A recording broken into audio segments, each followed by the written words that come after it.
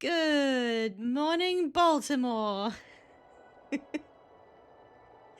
I have to think of a different thing each time, and they ain't all gonna be winners. Hello, Clark. Hello, Soul. Rainbow Wagon. I don't know. Oh God. So a couple things happened. Oh my gosh. 95. 95. How's it going at work, Clock? Are you at work like right now? Do they have you doing anything, or are you supervising? I'm glad he still comes to the streams. It's really cool. I wish everyone at work could just come and watch me stream specifically. But basically what happened was I was like, oh shit, okay, I gotta do stream now. Let's shut everything off and condense and get OBS. And then I had to turn off the AC so that you could hear me speaking clearly. I always turn it off when I'm streaming. And when I turned it off, I realized my PC was doing that thing that it does sometimes where it has a bunch of its fans running at highest capacity. And I can't hear that when the AC is on. So it's been doing that all day. And it's not like dangerous capacity. It's just like they don't need to be that high. There's no reason. There's some kind of flaw in, I'm guessing, the motherboard where it thinks it needs to run its fans at a really high level. And I have the, I don't know, there's a thing that it's like an MSI motherboard. There's a software you can get that interacts with it. So sometimes it'll kick all the fans all the way up, and then when the PC loads, it loads a profile I've like set up on that software. So when the software kicks in after booting, it like talks to the motherboard and says, hey, you only need the fans up that high if it's like this hot. And the motherboard goes, oh okay, whoops. And then so it'll boot, and then you'll hear everything go back down to nothing. They get excited zoomies. Well, that makes it a lot cuter, because right now it's just annoying. And for many, like all the years I've had this PC, I am incapable of like sitting here and listening to a fan go on at the highest level it can for absolutely no reason.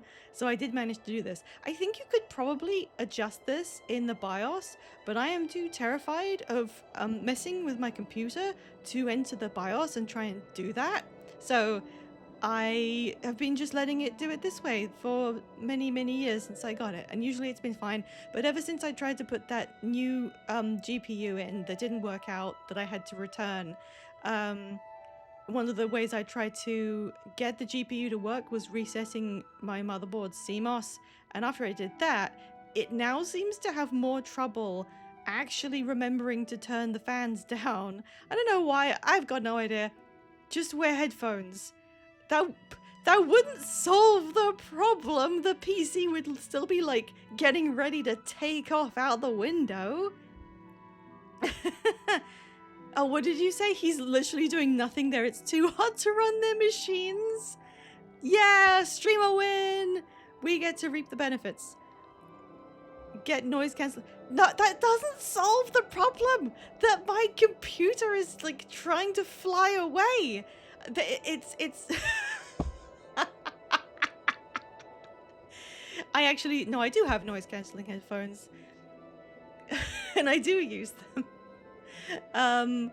But this is one thing where it's like, it's more worrying to me to think that my whole tower is like running itself ragged. It's like a pet. It's like having a pet that I'm trying to take care of, and I don't want it to do this. And I mean, someone who was a fraction more confident would just open BIOS and probably set this correctly. It's just been like this since I got it. It came this way. I've had problems with computer fans like my entire life. I don't know what it is about me. Put water in it to cool it down. Joke's on you. I already have liquid cooling in there. It's fine. It's got a lot of fans. It's also got liquid cooling, and sometimes you can hear it going like... That's exactly what it sounds like. I don't know what that is. When it gets really hot, it starts making that noise. And I guess that means it's just working really hard. thankfully it hasn't been all that hot in here since I have got AC pointed directly into my room. Anyway, so Rainbow Dragon is hanging out in chat, and they are not on my head today. We're just getting the benefits of Text Dragon. So thank you for being. Yes, they are flat today. Actually, you know, Dragon, I just realized you don't have to be in stream. You can still play with us. I didn't even think about that. I was like, oh yeah, Dragon's just probably gonna be lying down or something. Oh, you want to join on just for? I thought it would be better like the other way around. You don't want to actually play game? Oh my god, I didn't see this pig before. Oh my god, why is it so huge? What? Sorry, I literally didn't see this. We know they have. I wish there was me. Dragon! Dragon! Holy shit! You can't be saying this in my Christian Guild Wars server. I would understand this. Like, this looks like an asset they built for like the Norns or something for like way later in the game, but it couldn't be, right? Because they wouldn't have made stuff. They didn't put Norns in until like years down the line. Why is it 3 times my own height? I am a very tall lady. And how did they put it up there? What is this? Why is this so giant? Why didn't they just scale the asset down or something? What the hell? Did you do this? Sonora? Sonora, what's... Oh, this guy's like 23. He's like 23 and he's staring at the pig like...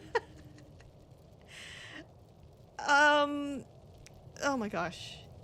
Oh my gosh, what am I doing? Anyway, no, yeah, what I meant to say was, hi everyone, we are ready to get going. If you want to play along with the stream, please come and, well, actually, don't meet me here. Where are we gonna meet up? Oh yeah, that's right. So there is a new quest called Elegy for Those Left Behind, and it involves going into the Forsaken Tunnels again, just like post-searing tunnel action. And Ms. Marina, that's a good name. Why was I the only person here? Meme list? Hello, meme list. No one else was here, and who is Howland? He's just like, go away. Okay. I had a go at finishing just about every side quest I could find in Ascalon, which has gotten me up to level 15, so like I'm nearly done leveling. And sorry, just looking at the little Mesmer group over there. There's 3 of them. What do you mean there's 3 of them? Who's the third one? Who's the third person? Is it me? Oh, it's the henchman. I'm an idiot. I did all the quests I could find. I think I've cleared out everything in Ascalon. I've explored just about all of it. I didn't realize how this was set up. Like, you start here, and then the quests take you on this, like, right-hand loop. Well, you start actually up here, and then you go down. But you can actually, if you go to the left-hand side, through the first map you're in, you can go straight through the breach and then go through here, and then get to the Sugar Peaks. And I didn't realize it connected like that. It's kind of lacking in the kind of simplicity that it would have as a more modern game. Let's put it like that. And that's like a fun thing about it. So I think I've cleared out everything. I think I've like seen every map that's available. The only thing I kind of couldn't do, like I could have bashed my head against it, but going in the tunnels of the Forsaken was actually kind of difficult. There's a lot of high level stuff in there, and the henchmen are like level 6 or something, level 8 maybe, I forget. So it's actually kind of tricky. And I thought, okay, why don't we just leave that and we'll stream it, and then I can get other people. Just because that's going to be so much more useful than a level 6 elementalist. So Wait, shall I stay? Shall I stay here? Shall I wait for other? No, we need to be in the map, don't we?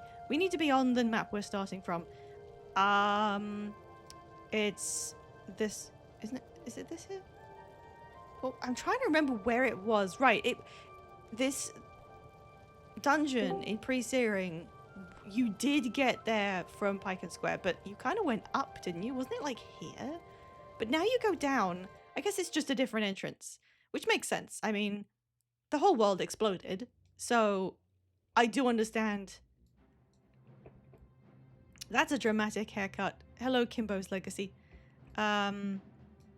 Is my inventory clear? It actually is, wow. So, I'm hanging out here with Ivor Trueshot. Oh my god! Fucking! How long have you been there? What? Mystery. I guess that my volume was so low I didn't hear the join noise.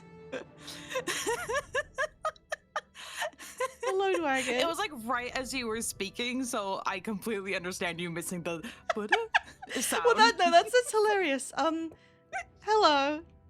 Hello. Hello, let's turn the volume up.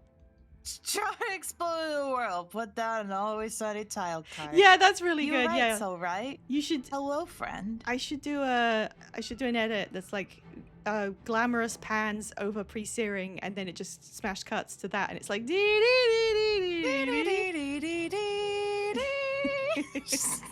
Hello, how are you doing today? I'm flat. You're flat, yeah. I should go down the hole. Yeah, there was like a weird weather pressure change, and it made you flat. Glamorous pans in my area? I didn't say they were in right your area. Here, Waspin. Right here. I would have. What I thought would be easier would be to just play the game with me, like silently. So I was gonna suggest that, and then you were like, "No, I'll get in call." Actually, talking would be easier because I can close my eyes if I need to. Ah, yeah. It's the big thinky that can be hard. Yeah. And needs ice pack on head. I have developed a system where I can put an ice pack in the band of my headphones, and it just sits there, and it will stay. Fancy. Okay, so the problem I have right now is just that I don't have you today, which is fine. I don't have anyone. I'm not caught up to where you are, so. Oh, that's okay. This is previous stuff anyway. This is just a side dungeon, but I left it for stream because it would be easier with other people, which means I would need at least someone else to hop in. But we've only just started, so it might. What the hell's that? What? Why are they so glamorous? Rock. Woman distracted by stones.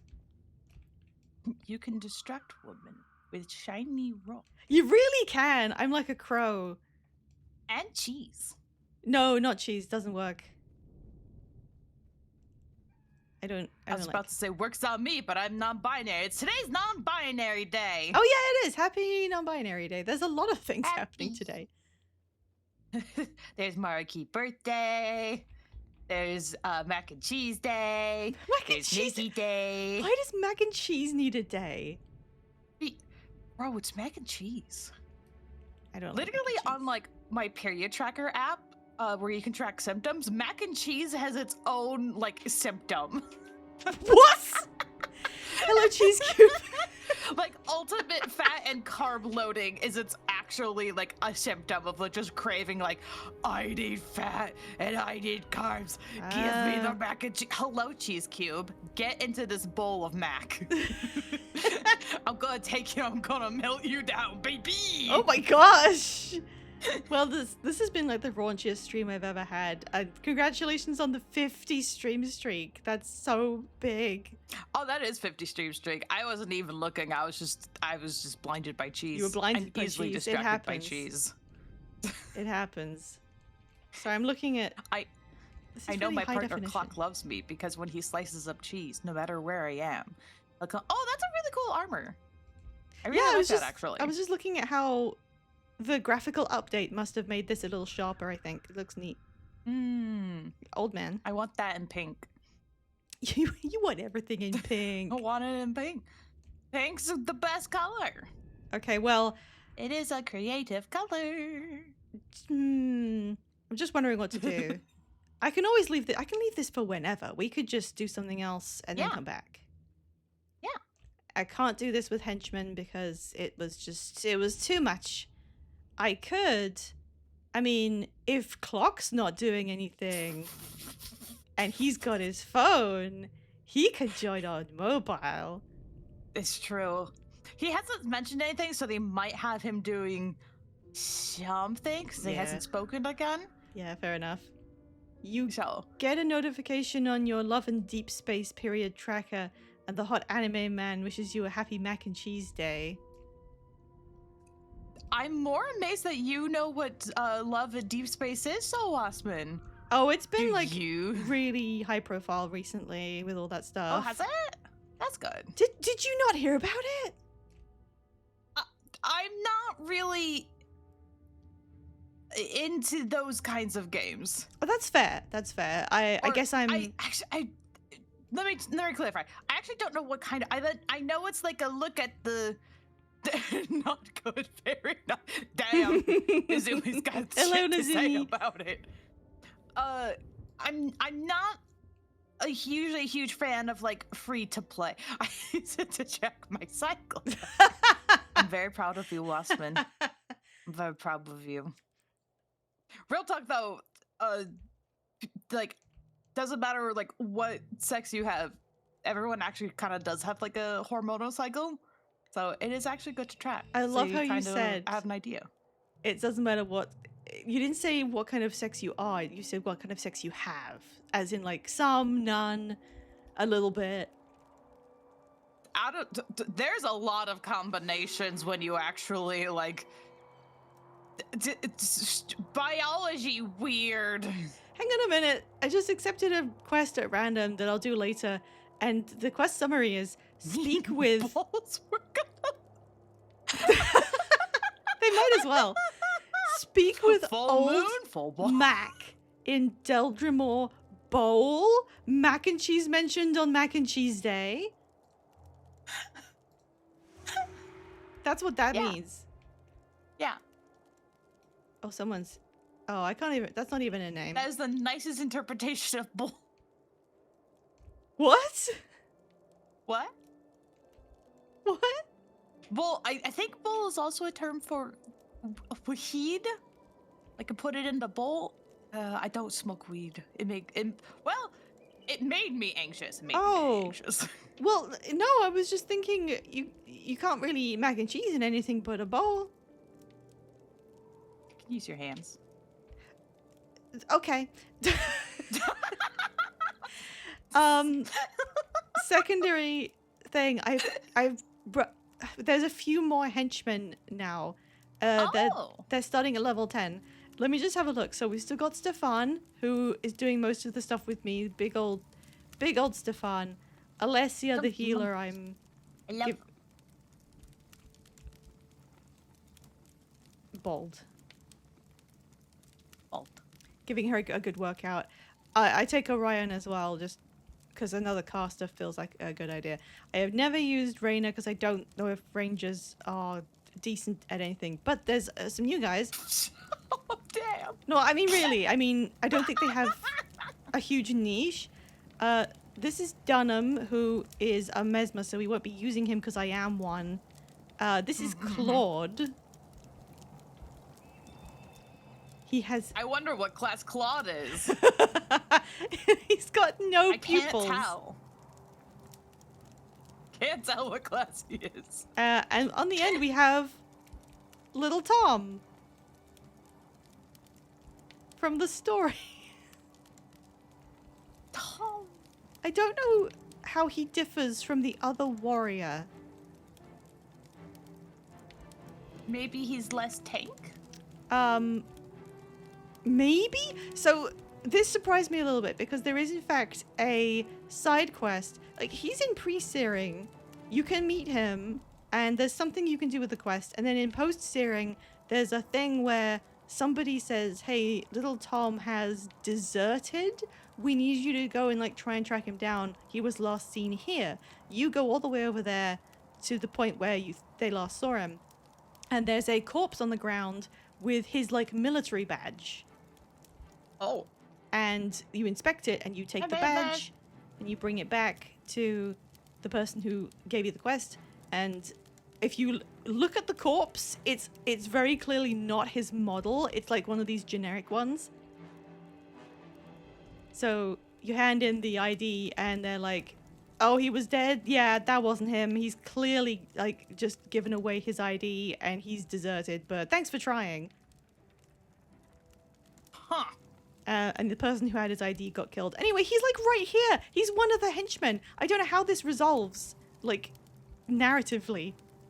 He's here now. He's just here now, and I can look inside of his mind. Sorry. I just heard there's a fire. There's like a crackling fire, and I don't know where it is. But I heard it really close to my ear, and it just made me think about Outer Wilds. Also, oh my god, Izumi, that is awful for the game. Holy shit. Yeah, I was gonna explain to you. I don't think we crazy. have anyone here for me to party with, so I'm gonna head on out and talk about it. Also, hello, Beta Vash. I'm gonna bring.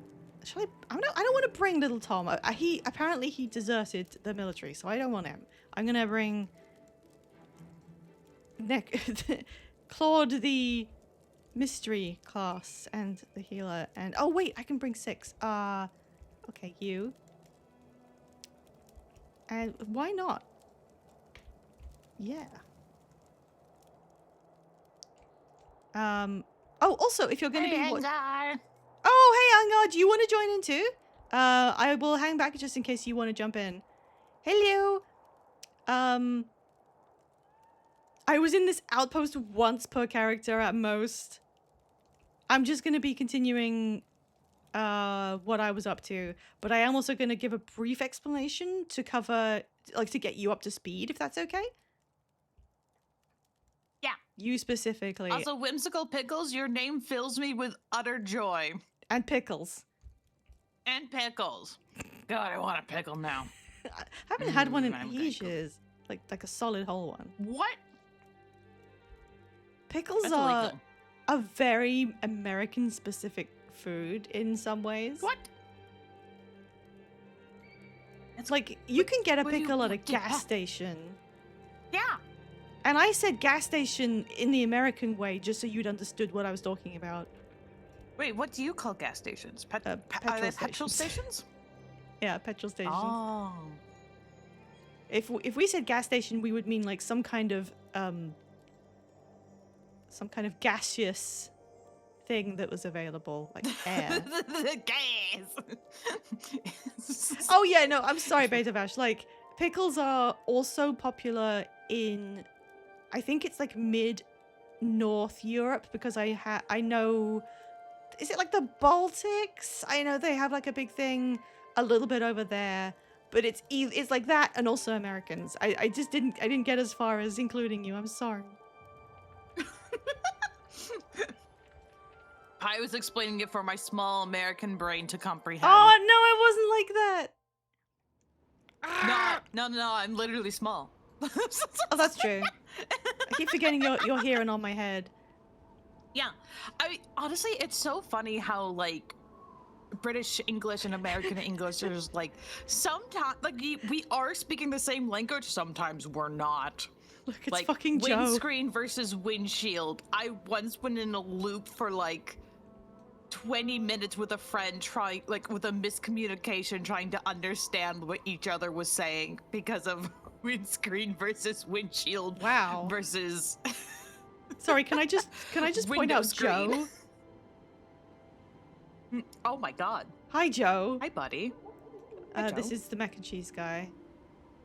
This is the mac and cheese. He's a young growing devourer, and he's got to keep his strength up if he's to help me defend things. I have to get him succulent juniper meats. Why do you look like handsome Squidward? He does look like handsome Squidward! Oh my god! Okay. Alright. I remember when he was just an egg. Wait, is Joe coming with me? Alright, this might as well happen. Joe's one of us now. Is there a section I don't remember where Joe is an egg? Joe Mama? Oh, I literally have been leaving these refugees to die. Oh well. I think I'm a little bit better now though, because I did a lot of side quests on my own, and I'm a little bit more in tune with what my skills are doing. And I need to get used to the names of these centaurs and what that means the class is. Well, we lost like 4 refugees, but whatever. You killed old Max Bull, and you're supposed to give him a... Oh, that! I literally... I do remember it. In fact, I remembered doing that quest. Oh shit, there's more refugees. Even previously, even the previous playthrough, I remember doing that. And, yeah, that's hilarious. I guess I didn't think he meant he was actually going to use a devourer. I don't know why. We did that. We did that together. Me and you, Wagon. We did? Yeah. We found an egg in a cave and we gave it to him. Oh yeah. Yeah. Like way at the beginning. Okay, let's see if I can stop with these refugees. Oh. I hope Joe becomes the biggest devourer and devours the whole planet. And then we have to call him Joe Mama. Yeah. What was I doing? Do not okay. apologize, Whimsical Pickle. We also have the humor of 12-year-olds. Well, I said that because Whimsical Pickles told me to. Yes. Yes. What was I gonna say? The story recap. What was the last thing that you saw? I think you were there when we escaped from Ascalon. And we just like entered. No? Did you see the snowy mountains in your game? No, we had gone. Well, we went through the whooshy magic gate and found the horn piece. Oh yes, that I remember that. Just sitting there. Yes. It's just Joe's at like half health. Come on, Joe. Oh my god, we found it! Like guys, it was just on a podium. Yes. So that happens, and I think Joe's about to die. Yeah, Joe's dead. Okay, never mind. Joe, no! That's fine. I'll pay more attention when I redo this. What I believe the storyline was like leading around is that we followed Prince Rurik to the ruins of Rin, which is where the Black Citadel is built on top of. And that was where he grew up, I think.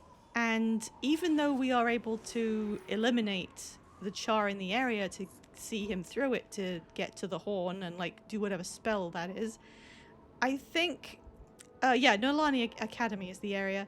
I think the idea is that when he sees the extent of the devastation and the fact that it's his own, where he grew up, has been completely leveled as well, and there's pretty much nothing left, that's what spurs his decision to actually run an evacuation. He's had enough of the 2 years of struggle, and he's like gonna defy his father and actually make everyone leave. Oh. He's Good, getting, because there's nothing worth saving anymore. Yeah, I mean, I do like the way that comes about. You don't really get a decision. You don't even like interact with him. He just says he's going to, and you in service to the crown just decide to follow Rurik. It doesn't really focus on your interpretation of it. He's the one driving the plot at that point. But I don't want to collect their mains. I don't want to. So this is an ethical playthrough. Oh my god, more refugee clips. No char skins. No. No. So yeah, I think We only take half-eaten masses here. yeah. The idea to me was that was his last straw. He's been trying to do what his father has demanded of him while arguing, but at that point he's like, I'm not subjecting my people to this anymore. Anyone who's with me can come with me. We are going to leave. And his dad is like, you fool. You are a traitor to Ascalon, and you are no son of mine. So he gets like disowned. Okay. Bye.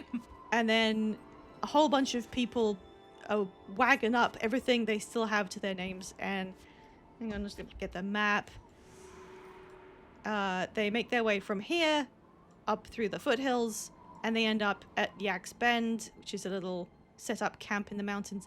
And then we start going on this big trek all the way through the Shiver Peaks, which looks like this. I believe, like, here, I think in the middle, I think this is where Holbreck ends up being. Yeah, that looks about right. Somewhere like here. And I was like, I think we went through it, as weird as that seems.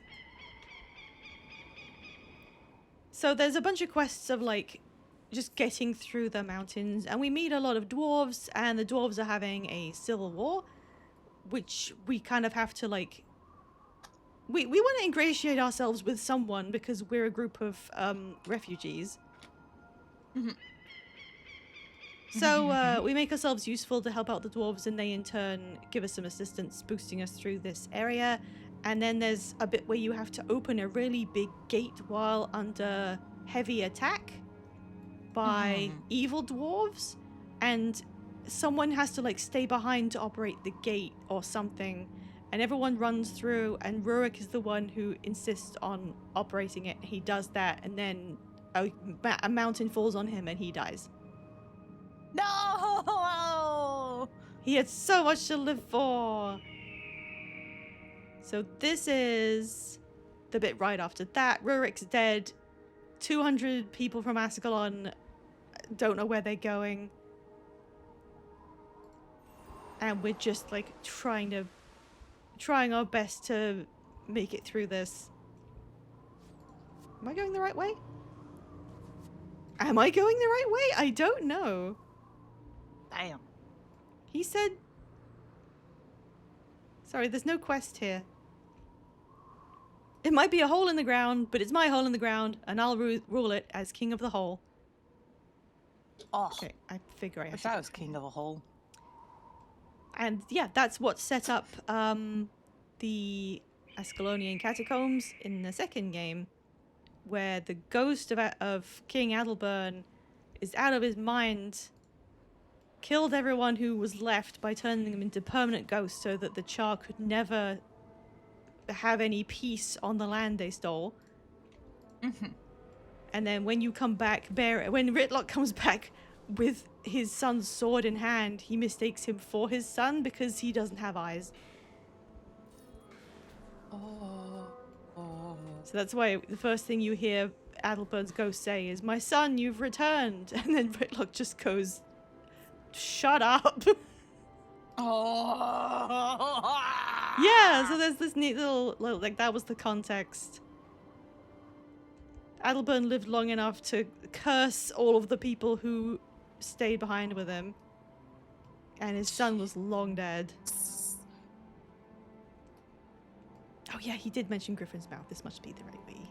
What a tragedy. Oh my god. Yeah. So I guess that's sort of like the passing of the narrative torch to the player there when Rurik dies. Okay. Take these men with you. Gladly. So that's a segue into what happened with Love and Deep Space. Oh, okay. And now for a topic change. Yeah.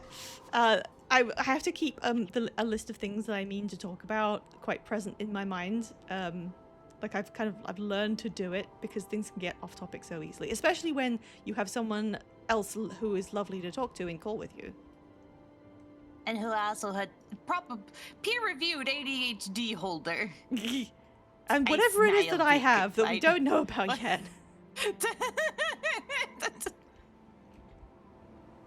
So what was said in chat? Let me reread.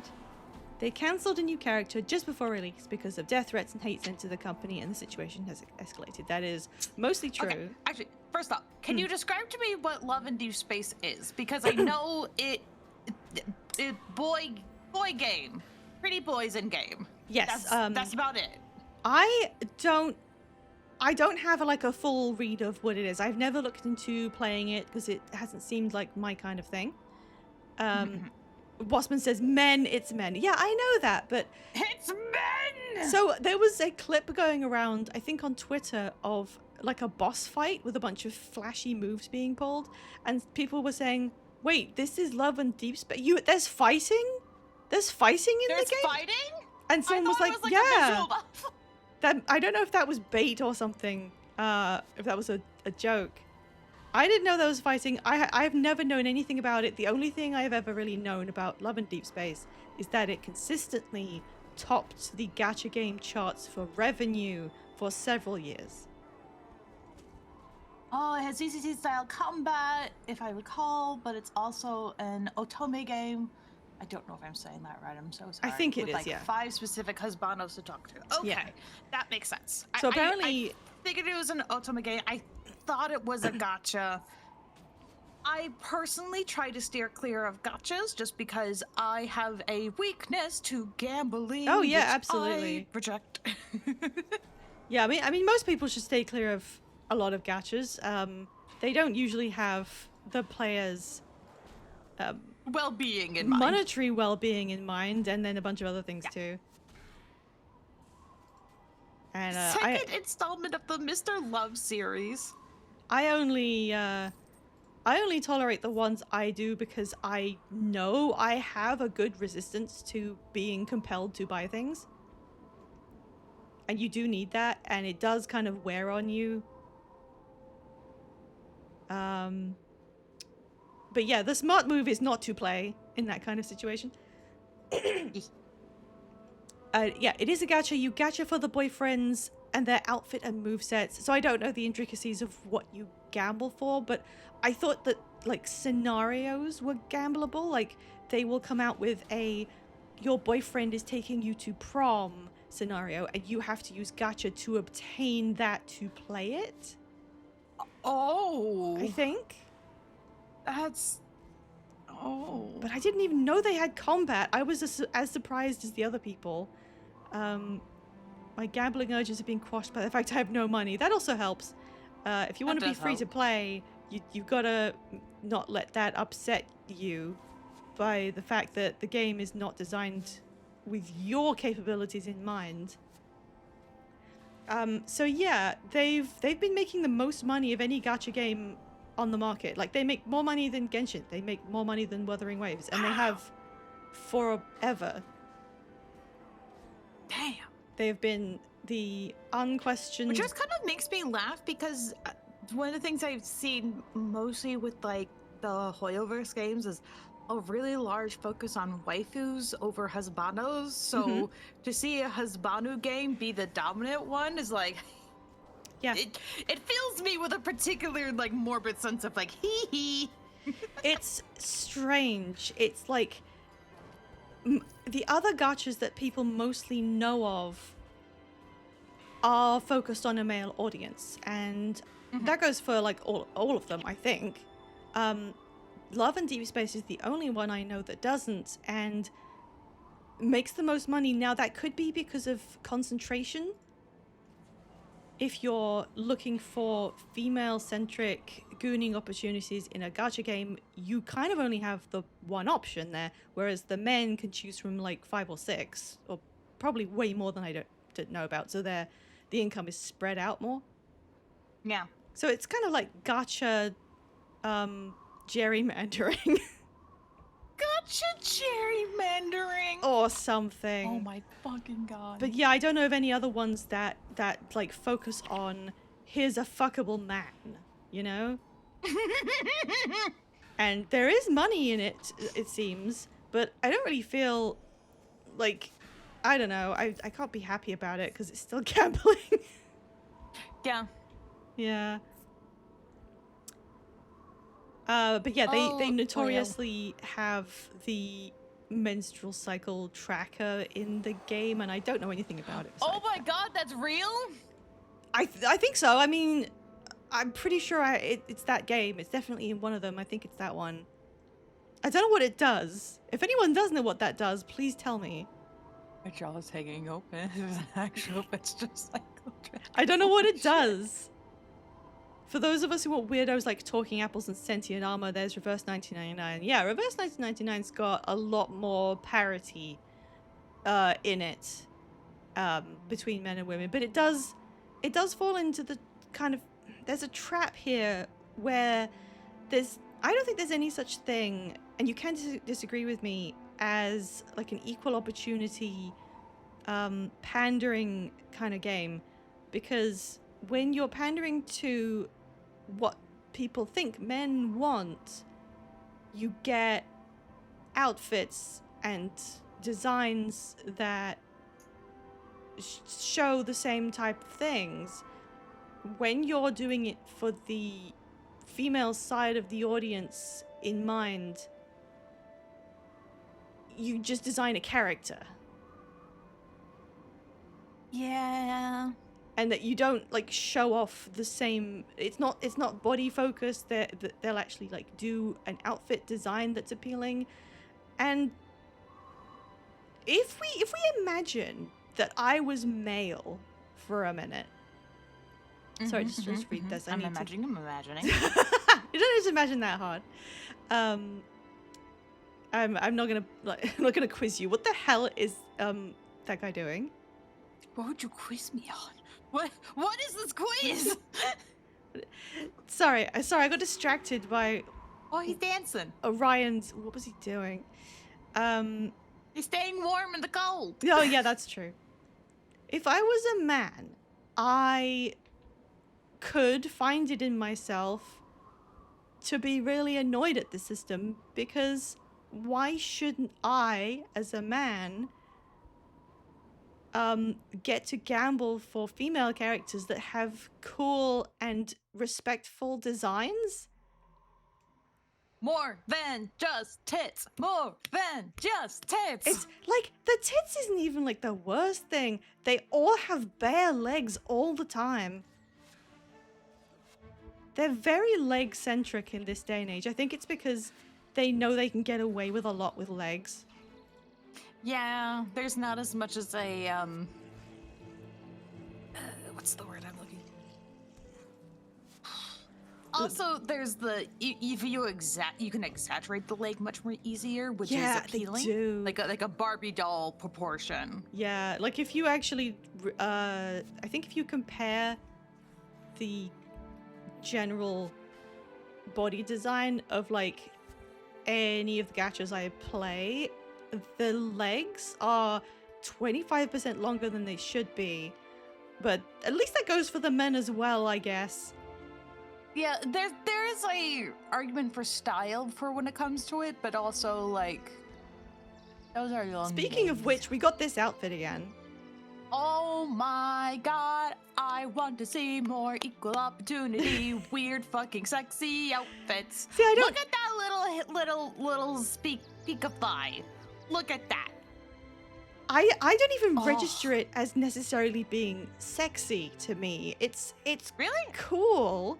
It's showing skin, but it's also doing that like that overburdened authority thing. Like he's got like 6 different shoulder pieces. Yeah, like collar things around him. Yeah, this shows that he is a man demanding respect in the outfit. It just happens to have cutaways because in their culture that's what they do. And that's just cool to me. Oh yeah, I'm not using sexy to like derogatory to take away from it. Oh no, of course. Hello, Aether Kitty. Hi, Aether Kitty. Hello. We're just admiring outfit. I'm gonna stare at him again while I shout out, "Hello, raiders! Did you come? Every single raid I've gotten in this game was from someone else also playing Reforged. Was that what you were? Was that what you were doing? Shout out, Aether Kitty. Aether Kitty's such a good username. Oh my goodness. You were playing Guild Wars Reforged. How did it go? Which bit are you playing? Wait, what did that say?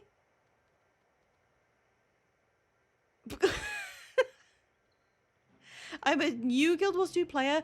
Oh, do you mean Guild Wars 1 player? Mostly a veteran of Guild Wars 2.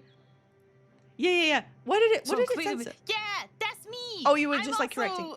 Yeah. Well, that's cool. I hope you had a good time streaming it. We are currently just getting through the Shiver Peaks, and we're now in Crater for the first time. That bit goes by so quick after the 15 Ascalon maps. Why does my game look better than yours? I don't know. I'm pretty sure any computer that you could own would be able to run this at max settings. I don't know. No, I don't have mods or anything. Did you go in your settings and enable like ass blast me with graphics? I'm sorry, I don't know. I highly recommend being ass blasted with graphics. It's like Did you get the Reforged update that like made things look better? We were just admiring this guy because yeah, no, when I said I don't see it as sexy, that's not to make a moral judgment on that. But if you could translate this into a female version where it had windows but it still felt, you know, that's the kind of stuff that is like fine. I could believe someone would wear this in a fantasy setting. I would too, absolutely. Why do they run around so much? Guys, why are they circling me? They must be positioned perfectly. Imagine them just like watching your head move and they're like, we gotta go. Someone was gonna hunt me down, but I'm in a zone. Sharpocalypse, just wait until we hit the next outpost. I am adding anyone who wants to join into my party. You can come along, play with me. Stefan, no! Is he doing a dance? Is he stuck in 1995 Guild Wars 1 graphics? How? Like, genuinely, that's impressive. This is Ambassador Braun. The undead problem persists. I didn't say join, just hunt. Oh, okay. Yes, go take care of yourself. If Yes, you have Izzy. to raid and run, please go do that. Exactly. It's very tiring. Yeah, so please I usually hydrate, please presume use that people the who toilet, raid in food. need to go Something take care tells of me we're going to get along splendidly. Oh, thanks for the follow. Oh shoot, I didn't read what he said. Just see witnessed someone. It's down there. Okay. Hello, Scenes. Welcome back. How are you doing today? When I get to the next outpost, I am scared there's going to be like several people. Oh my god, I forgot what these things looked like. That's such a cool outfit. Sorry, I'm just going to look at him. Well, he's dead now. Skeleton! Pock my butt at the gates of Chrysler to hunt you. Okay. Okay. So, I need to continue the thought because if I get distracted, I don't know if I have ADHD. I mean, maybe. But I can let topics slip through my hands and then, unless I try real hard, they won't come back.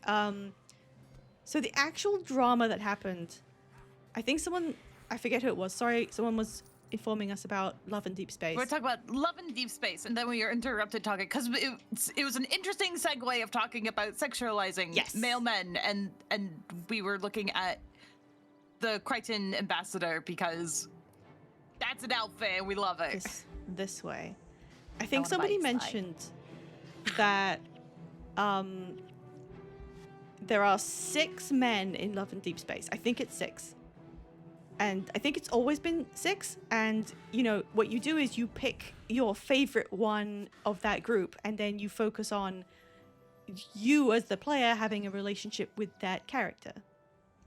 Mm-hmm. And then you focus I don't know how much gacha there is, you focus your acquisitions on stuff for the character you like the most. So they added a new character, or they were about to.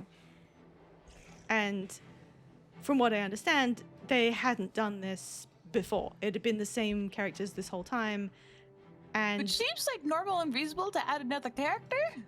yeah, but the real problem with this was sort of a death by 1,000 cuts kind of thing, where the players had been asking for improvements to the game, like stabilization, like quality of life, better optimization, maybe the file size, I think, was one of the things. And it's like several years in, so the problems that people have been finding have been persisting for some time, and then for them to find out that the resources were going not on the men that they already have attachment to, but a new man. It was like, we don't want a new man if you're not doing content for our, existing sweetie pies. We want you to improve the game somewhat, Yes. We want specific There's part of me things. that's like, that's kind of like two different zones for the most part, but there is is. resource allocation that should be done towards like updating the game itself Yeah. rather than adding new content. So I think it was somewhat of a, as you say, resource allocation kind of revolt. I think this is where I'm supposed to go. Gates of Greater. Yeah, there we go. This is an outpost. Yes. So that's what I think it stemmed from. It wasn't entirely that they thought he was ugly. Maybe some of them did. But also Love and Deep Space. Damn, okay. Maybe. I'm not gonna say that wasn't part of the reason, but it wasn't the entire reason. And as we know, this game has topped the gacha income charts for several years. That's a lot of money. That is a lot of money. And with an income like that, the players, after some time, if they haven't been getting the kind of return that they would expect for that kind of income, they can get kind of antsy. Yes. Is that a dead pig? Oh no, it's alive! Is he sleeping?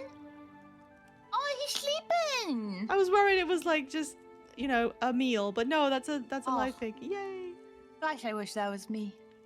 I had to look up what this game to looks be a like. little- What are your rates and takes scenes? You'll know it's me because I'm on a necromancer elementalist called Frost Cobra. Okay, I'm looking for you. Frost Cobra! Da-da-da-da.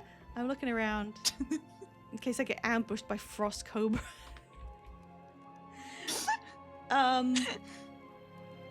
These men all look the goddamn same. Yeah, they kind of do. I hope I don't get Twitter cancelled, but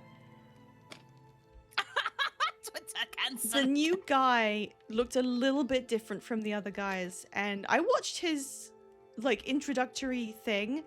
There's an enormously long video about his new relationship with the player character, you, and he's going for the werewolf fucker demographic,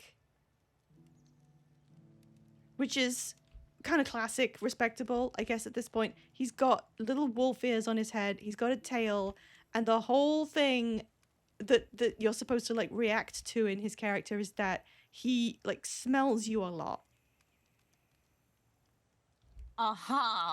And it's kind of in a sexy way, and he's very warm, and he talks about you being warm, and he's very protective. He's that archetype where if some other person looks at you, he'll hunt them down and kill them. Okay, so the toxic, loves you way too much type. Got it. That fantasy. I'm not disagreeing, but in this context, it's not it's not presented as toxic. It's like, wee fun, I have a boyfriend who loves me that much. Yes. It's Frost Cobra! Hang on a minute. I know that guild. I've seen Legit. I know them. Stop running! Stop running! Sorry, Whimsical Pickle said, oh, these dudes with the hats. Is that the Love and Deep Space dudes? That's what we want. It's a fantasy that some people have. It's to be wanted so much that, like, anything that would separate you would... Oh my god, he has wings. Wings. Oh, sorry, that's woman. She has wings. That's cool as hell. Oh my god, that is fucking cool as hell. Holy shit, that is cool as hell. Dudes with hats is TF2. That's yes. a sick outfit. Now, if you guys are here, Dudes with hats is TF2. I'm old school. I like it. I love the the facial makeup. I don't know where you get any of this stuff. You look really cool. Sorry, I haven't done inspections. I don't want to. You also look super. Oh my god, I'm being absolutely bat-mogged. I'm losing in a cool convention. I'm just some dude. All right, so we've got two necromancers. Luxon necroskin. Hair is prophecies only. Since you're both necromancers, that means Claude is going to leave now, and also Reyna.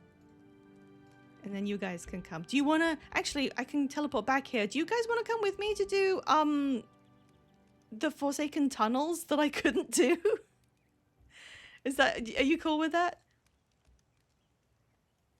I understand you have Ambassador Zane's decree allowing your people to settle here. I'm afraid that powers above me ordering my city's gates closed even to Crichtons. Sounds bad. We're all gonna die down here. Oh, just stopping by to say hi. Okay, thank you very much for popping in though. Whee!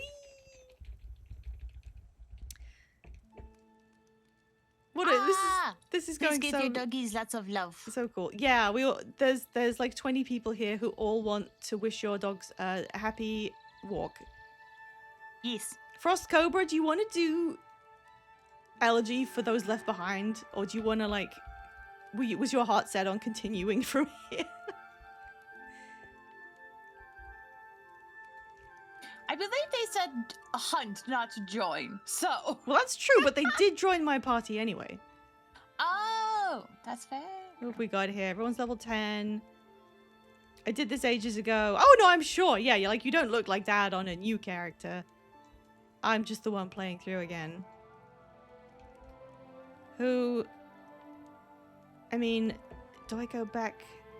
I'm pretty sure Frost Cobra could like solo that dungeon, so... Was that okay? Frost Cobra, can we like drag me where needed? Okay, I'm gonna try and do the quest in that dungeon.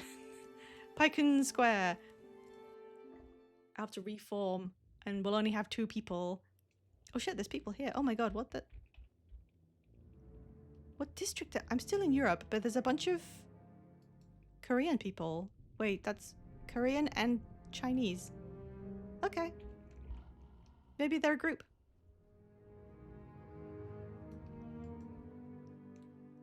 Okay, 2 heroes. America's the most active. That I know that, but you forgot someone? What? Yeah, I can't bring people. There we go. So Frost Cobra and then 2 people. Oh, Frost Cobra is bringing Talcora. That's way easier. Yeah, you bring people. I forgot that you could do that. Do you wanna add? I literally forgot that that's how parties worked. I haven't played this in a bit.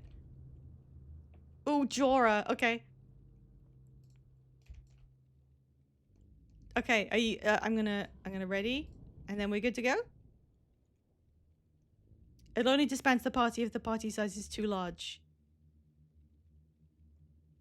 Oh no, absolutely. You add your heroes. They're level 20.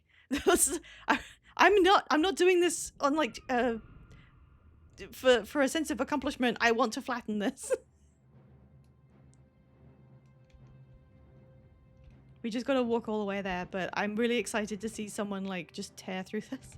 Oh, Pikachu 92 is here. No, go back. Pikachu 92 wants to come on a warrior. Yes, you can. Back we go.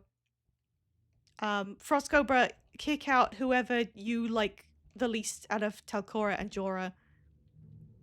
Thank you. Okay, we're in Pycon Square. I'm gonna keep my eyes out. Right, so to continue, Dwagon, are you still here? Yeah. Sorry, I've been yapping for like... No, that's okay. You're trying to organize things, so I was just starting to space out. Yeah, that's fine. And my cat came over and was like, "Mother, love me." And like, okay. So I literally had my face like flipped into my cat. And I literally like a diver surfacing above water lifted my head up out of my cat to say hello when you said something. That's great. That's great.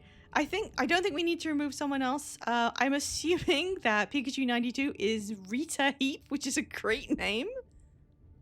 Hello. I'm not even doing emotes. I'm just doing... Yeah. Cool. Okay, let's... Wait. Oh, am I not, like, party leader? Is there a party leader thing? Frostcobra, can you add Rita Heap? I would join with my Necro, but I need to walk my happy ass all the way from LA. It's Taisu. Don't worry about it. We can meet up with you when we get to LA at some point. Hello, Rita Heap. Okay, we're good. Let's go. Let's go do this freaking dungeon. How am I I don't know. I don't remember how the party system works, but yeah, I don't know. Let's just... It doesn't matter. You are a higher level than me, so you deserve to be party leader.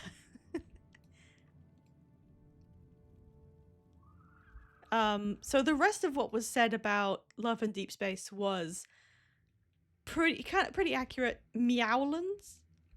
Meowlandrew. Okay. There were people who acted out towards the company, and that is not defensible. You shouldn't do that. But the reasoning I find for it is that this game is being played by like millions of people, many of whom are deeply financially involved. And when you have an audience that is that big, the normal percentage of people in a group that are weirdos can be constant, and you'll end up with an audience of millions being divided into like a very, very small percentage of weirdos. But if you're dividing vocal. Yeah, if you're dividing 1 million people into a small amount, that's a pretty big number of people. Yeah. So unfortunately, when your audience is really, really big, those who do weird stuff like that get into such numbers that it becomes a problem. And it happened with Genshin. It's something that has to be dealt with in these contexts. So yeah, they received a lot of pushback, and they decided to completely cancel the release of this wolf boy. Which doesn't feel like the right move, but rather like, oh, we're going to slow down this character's release in favor of allocating more resources to doing what we wanted for you guys and slowing down development of this. Yeah, I think maybe the message that was trying to be sent, like, we didn't actually want a new character. We really want... Are we in the right... Yeah, we're going the right way. We wanted all these things in varying amounts, but we didn't want a new character, and also maybe some people don't think he's attractive. I pulled up to look at the faces of like the boys, and I'm just like, oh, they're all just pretty cat dolls. Yeah.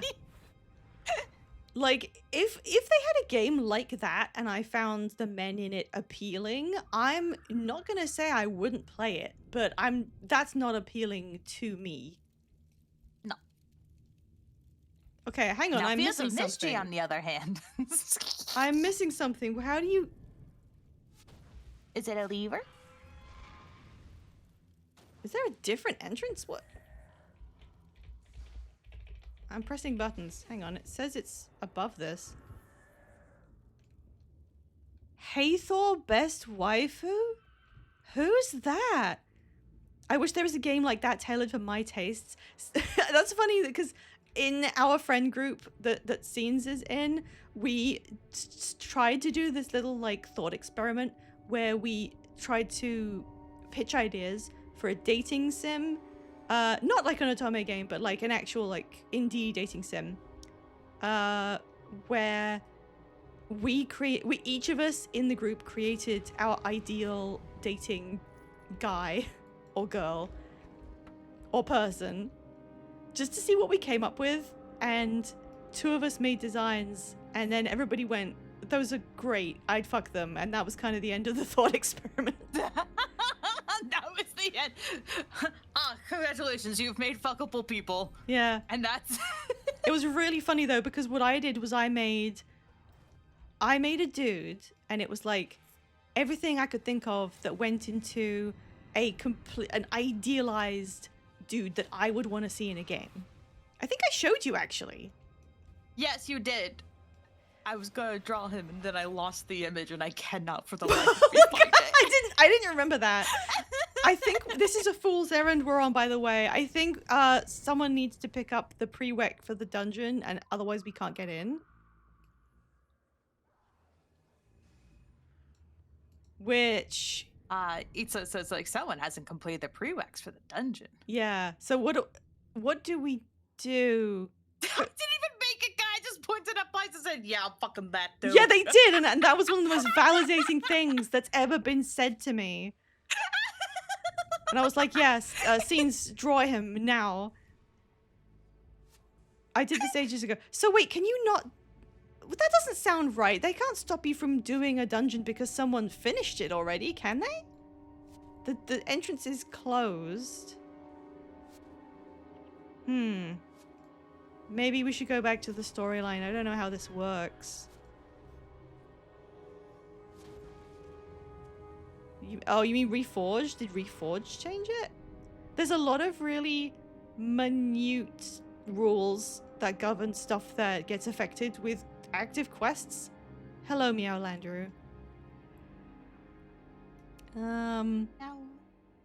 Okay, so is it because I have Melandru's Accord character? What does Melandru's Accord do again? There's a quest line someone needs to do before the door opens. That hairstyle rules, by the way. I think if you finish the quest, though, it shouldn't lock you out. And the person, Pikachu playing Rita Heap, said that they also had the quest open for this, didn't you? Oh, wait, which one do you have? I'm doing Elegy for Those Left Behind. Do you have that quest? Yes.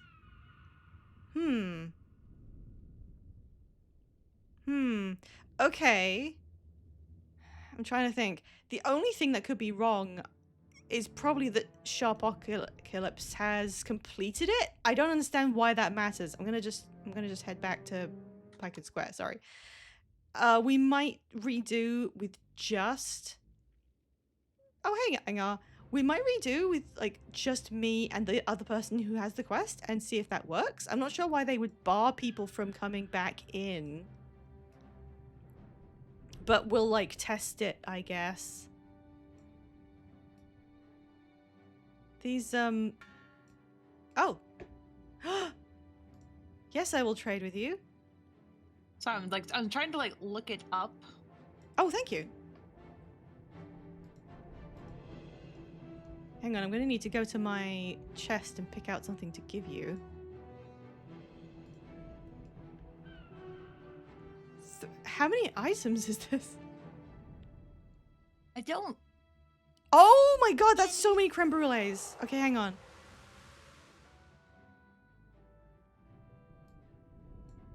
I think I'm doing like 1 glob per stack. Oh my god. 1, 2, 3, 6. You get 6 globs of ectoplasm. And also this weapon that does the 55 HP monk. Oh, Sharpocalypse knows why. Woo, thank you. Oh, look at that. Look at the creme brulees. In you go. Look at that damn crumble. I want a creme brulee. I literally, Want because Angar keeps giving me stacks of them. Last time I was getting food, and I literally went and looked at them like, where's the creme brulees? They added Pike and Square to pre-searing and added a ton of quests. I haven't done them. Ah, okay. So it's you. Yeah, the Duke's daughter stuff. So you got to do that first. Okay, you know what? We'll leave this quest for like next time, maybe. Unless Pikachu, was it 92 or 96? Do you wanna do it now, lest you miss out on doing it next time? I see. Yeah, you did stuff before. We could continue playing the main story together or apart until Sharpocalypse is caught up. Or we could just break into it. I don't know. Something tells me we're going to get along splendidly. Yay! Thank you for the follow. I'm being very indecisive for the person running the stream. Yeah, you don't need to do pre-searing. You just need to do the the Duke's daughter, which is Duke Barradin's questline, and then you have to go and do something with Althea's ghost. Oh look. Oh, they've got the Thriller dance. Oh my god. Do it in my free time.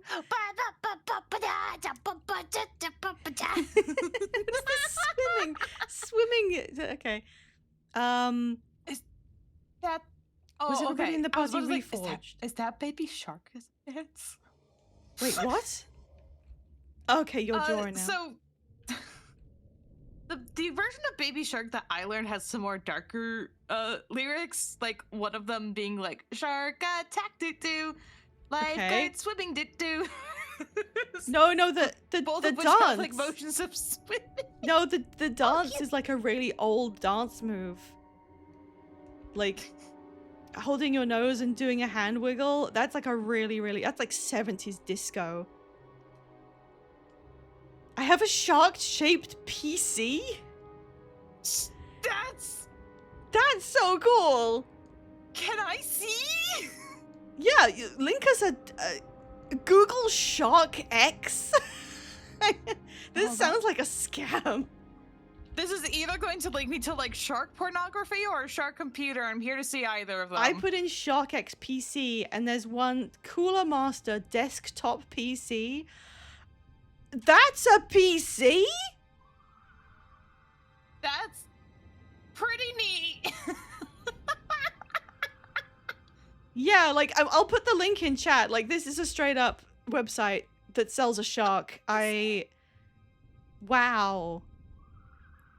Okay. How much does this cost? I'm not buying it. I'm just curious. How big is it? That's my PC. Yeah, how big is this? It looks like small. This makes it look like a small little thing. It looks like a not a minifig, but like a I don't know, something you just put on your desk like a little statue. Over 6,000 pounds. I don't think it should go in what? Oh. 6,000 pounds for the shark. A small price to pay for shark. Yeah. Hey, Gwen. Yeah, Pikachu, that's what I'm feeling too. Yeah. Damn. I needed it. Well, your name isn't like shark based, it's sharp based. So it could be shark that person just apocalypse. disappeared. Okay. To be fair, I understand. To be fair, I went from a 2070 GPU, etc. Sharpocalypse.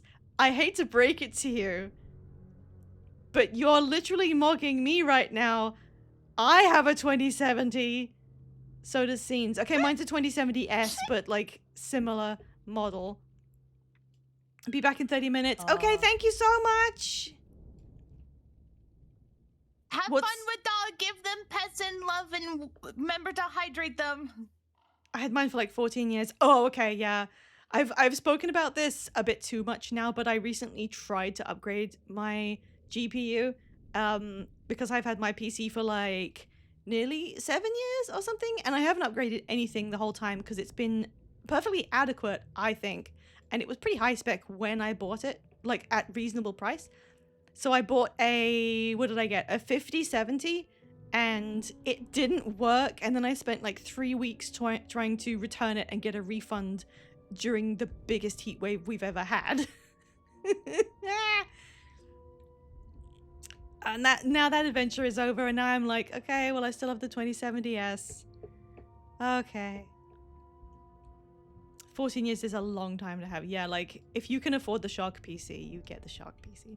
Right, I don't know how good my PC is. you don't I know? think it's good. This is like, it's a friend and boy.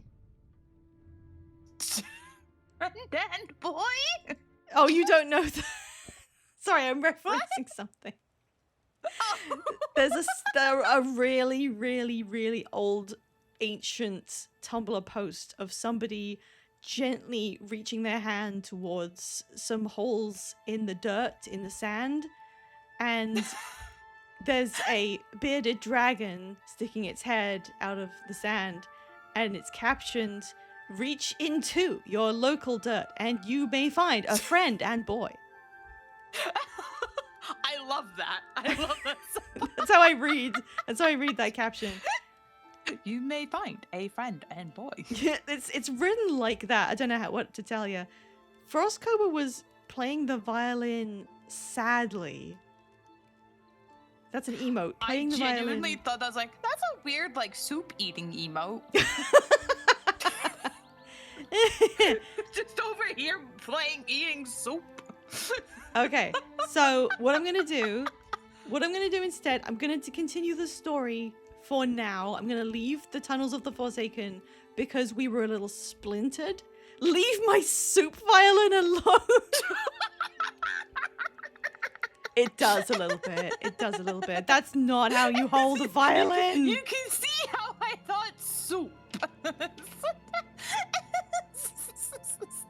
Wow. You get did you get that violin at the soup store? That's what they sell. We finally figured out what they sell there. They sell violins at the soup store. Does anybody who was with us want to join for the continued? Okay, Rita is here. Hello. Add you. And then we'll add the other henchman, and then we'll continue, and we will return to the Forsaken Tunnels. I won't do it myself. I will do it on stream, but if Pikachu, if you want to come next time, we'll try and regroup for it and see. Because I don't want to leave people out. I know this is, I don't know, maybe I should just be more assertive, but I don't want to leave people out. Doodle violin soup. Noodle violin soup. I don't know who I'm Sometimes if you adding. shake it really hard, a fortune cookie comes out. If you're there's a 1% chance there's an egg roll. Stop. Okay, hang on. I need to check. I don't have a Discord command, but if you scroll down, I do have a Discord link, and I can link it to you. Hang on, copy link. This Pi should is work. friends with the VeggieBL Tales server. Yes, it's not my server, but it's my friends who I am like professionally attached to, and they have a very good server full of people, and they stream. Yes. And I am sometimes on their streams, and we have a Guild Wars channel that you can talk to me in. It's my Yes. channel. It basically is your channel. It's my channel. I own it. We're both there. Yes. Me, the Rainbow Dragon. Wayward Wagon is also there, and Wow. we're trying to like scoop people into this franchise, dragging them by their goddamn ankles. It's so funny because there was one point in the BLT server, someone was talking. I don't remember what the context was, and they were trying out different kinds of games. And someone's like, "Okay, I'm not trying to summon anyone, but Oh yeah, Winston trying Guild Wars 2," and I'm just like, "Jokes on you! yeah. I don't need to be summoned. I'm already here. Yeah, and then I was kind of just sitting at the side, like, sorry, I just did something with my facial expression that you couldn't see. God. Veggie BLT is such a weird name. I bet that guy shits his pants a lot. Oh my god. Oh wow. Yeah, don't ask about that. He doesn't shit his pants. That's a lie. He's built different. It's Wrong. fine. So I literally When God forgot put to the IKEA mention. parts together, there's several things left out. I forgot to mention. Oh look, there's the Septice emote. I'm not gonna explain it here because I wanna wait in case. Well, I don't know the next time Veggie BLTail is going to stream. But I do want to tell this to Veg before anyone else. But I dreamed about him last night.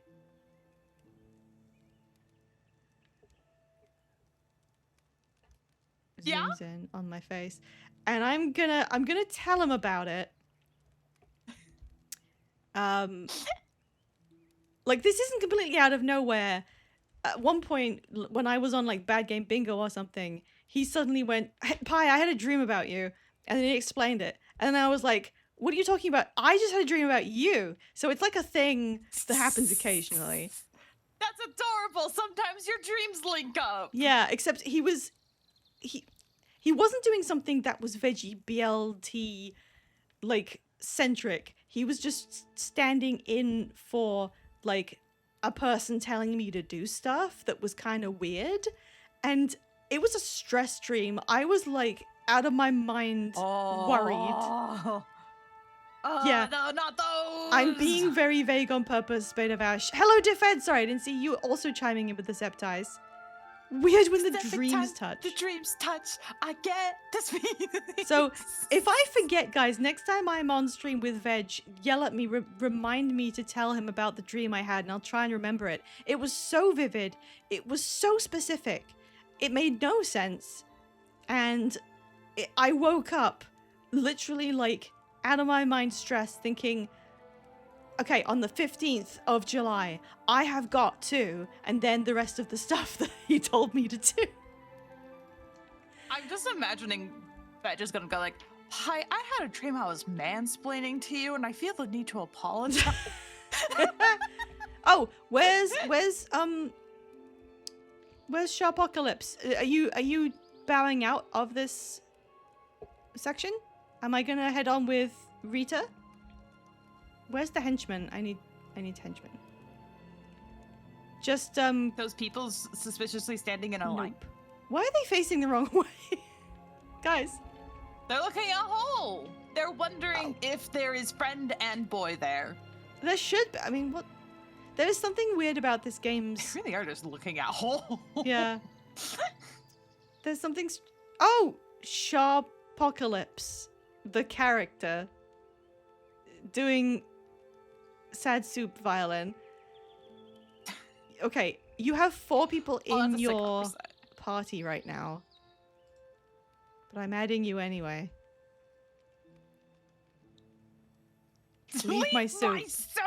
Okay, am I going alone? Okay, no, it's all of us. Okay, we're going on the mission. What is the storyline again? Look at a hole, you and your mummy and your mum. Let's It's true, begin this Cheese goddamn Cube. mission already. Nothing cements a friendship more than making a deep hole at a beach together. Aw. I hope one day we get to make a deep hole at a beach together. I mean, what else do you do on a beach? Swim?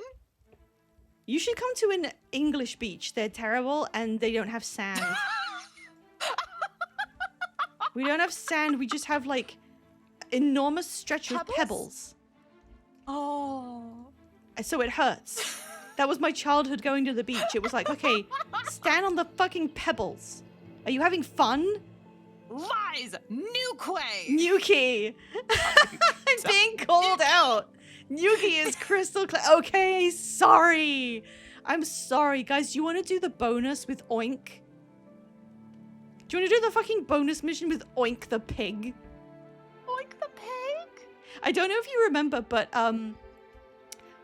when I was on the Veggie BLT hyperfixation stream, I showed them some stuff I liked about the game mechanics of everyone's dying of the second game, and one of them was the fact that the map from Guild Wars 1 and 2 can be overlaid so you can see what is in what place in both games. They copy the same map and the same areas and the same landmarks. And one of the things that Veg pointed out that he could see on the cut of the map I used was this area and the fact that there was a pin on this part of the map that said oink. And he said, hang on, what's oink? Well, Veg, this is what you are pointing out. Oink. Oh god, He's Rita so died, little. and I have all the henchmen because I was talking.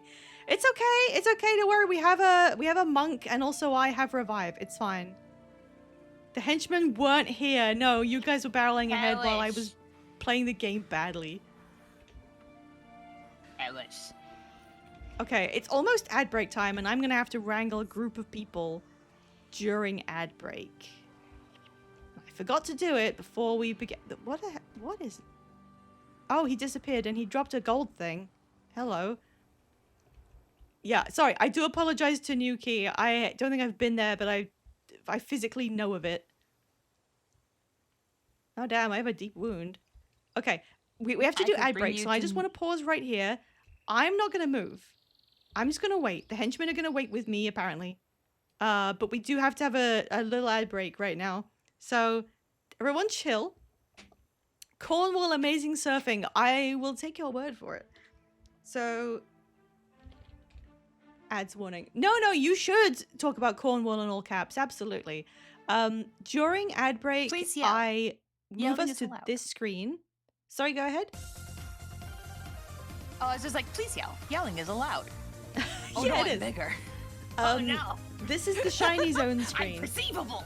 And the reason we're here is that for ad break, we take a little break from gameplay. I'll have a drink or something, so that anyone who has ads on doesn't miss the game. And also shiny. Did we interest you in a large gummy bear lady? yes, while I'm here, I can introduce the other mechanic that my streams have, which is I give away a shiny Pokemon to anyone who's in the stream. It's given away through Pokemon Home. All you gotta do is share your friend code with me. We can usually do this within stream itself, like nothing else needs to be set up. I've given away a shiny in every stream I've done as long as I can remember, and today, for the last few days, it's been this green Ursaring. If anyone's interested in a green Ursaring, you can claim it using channel points, and then it becomes yours, and I will send it to you. Can I run ahead and murder? I would prefer if We you will didn't laugh go... at you if you die. Don't go too far, because we are supposed to be waiting for people to get back to see the game. Never mind, you don't get XP. Okay. Also, hi Shades90! Wow, a green bear! Yeah, we've named her Gummy Bear, and we are waiting to see if anyone in the world will adopt her. She's like that scruffy older dog at a dog adoption kennel. Like, she was rescued maybe from a bad situation. Shades90 wants to adopt! Absolutely. Yeah! It's gotta be through Pokemon Home, but it's the phone version. Phone version does not need... Hey! The shiny's been claimed. Alright, Yay! we're just finishing Going to ads good up. home. I'm closing Pokemon Go. I was trying to look for shiny Pikachus. They added so many novelty costume Pikachus in Go that there's an event right now where a lot of them spawn, and the fact that I could see so many of them made me realize there's no point trying to collect all these costume Pikachus and bloating up your storage. So seeing them in the event literally made me go in my storage and just delete a bunch of novelty Pikachus. Do you at least have a favorite novelty Pikachu? I do like the flying one. It's It floats, and it's got a huge bunch of balloons tied around it. I hope- hope flying Pikachu's the best. I hope the next one is a golden fish again. Okay, hang on. I need to explain. So we need to make sure that this adoption can go through. Shades 90. You gotta open Pokemon Home on the mobile phone version. And then you look up your profile. And then you just need to write down your friend code and DM that to me. Can be right here on Twitch. Let me open Twitch so I can check for that. And then I will add you on my end, and then we can just trade it. You can trade me anything you have in your possession. It doesn't matter. Literally anything. Okay, I'm ready if you get the DMs open. Okay, got that. Okay. I haven't opened this in a sec. And then I'll have to find it. But in the meantime, like, I'm not gonna force you to hurry through trying to find my friend code. Please take your time. No one else is gonna try and take the gummy bear from you. It's okay. Yeah. The ad break's over, so we are ready to continue. Shades 90, just at your own pace. We can come back to it once you have your code. Do not worry. How far did we get? Where are we going? Right, so in the storyline, which I keep ignoring by accident, we've made it to Kreiter, which is the first place I think these people have seen grass in 2 years. And they're attempting to find a place that we can direct all of the refugees to actually start setting up a home again. But there's some political friction happening. And Kreiter also has quite a few... What are these? Undead bastards? I'm gonna try and interrupt that. No, I'm gonna die. I'm straight up gonna die. These things are level 13, so that was a very definite difficulty spike here. Okay. This was just called Skeleton Mesmer. Like, they weren't really doing anything out of pocket there. I found it. Should I share it in chat? I mean, if you want to, that's fine. You can DM it to me if you'd rather keep it to yourself. I don't want to force people to out their friend codes to the world. If a random comes in that says Primordus sent them? What? Where's Primordus in? So if an Asura walks in here... Yeah, they kind of did do that. That's kind of canonically what happened.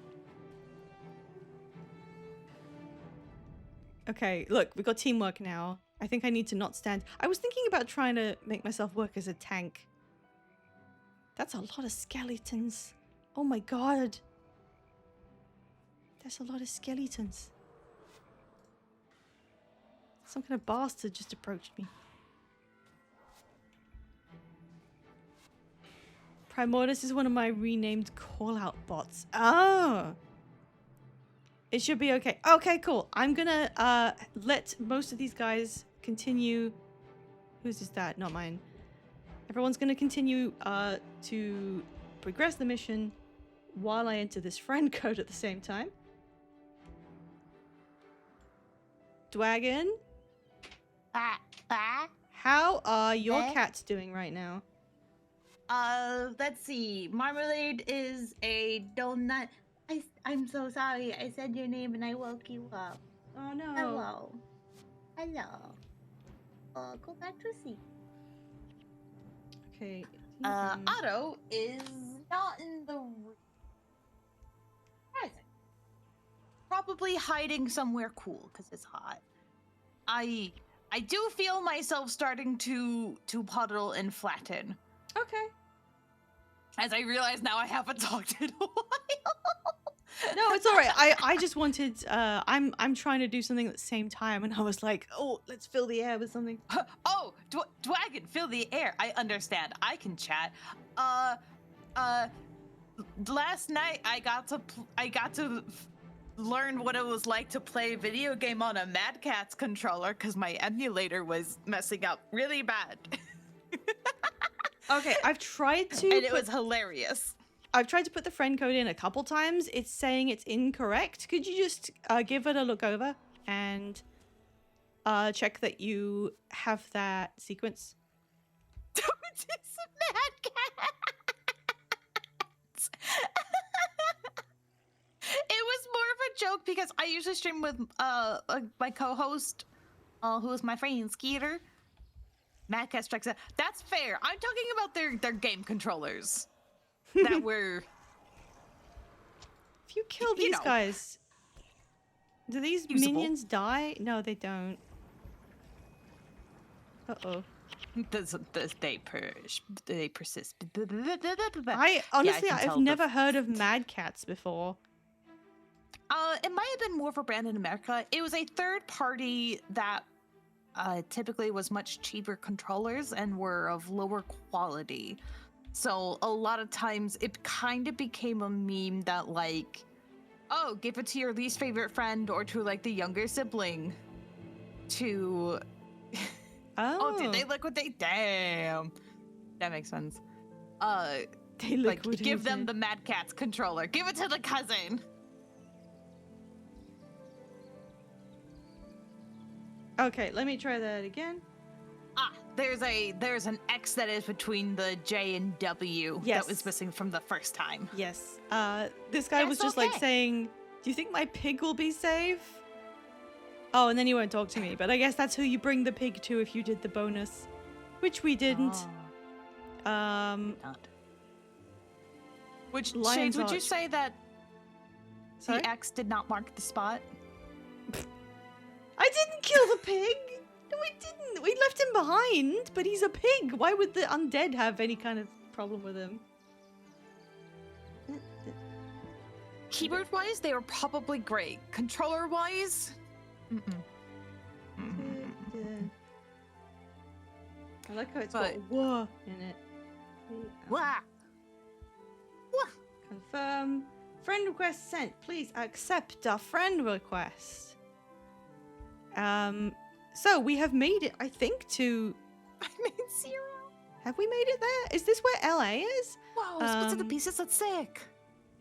So he's got some funky armor on. It's not quite as cunty as the other guy, but... He looks like a beetle. Man, this is almost like World of Warcrafty. This is the Yeah. closest I've ever seen Guild Wars get to World of Warcraft, and honestly, it's the Pauldrons. Yes, they are massive.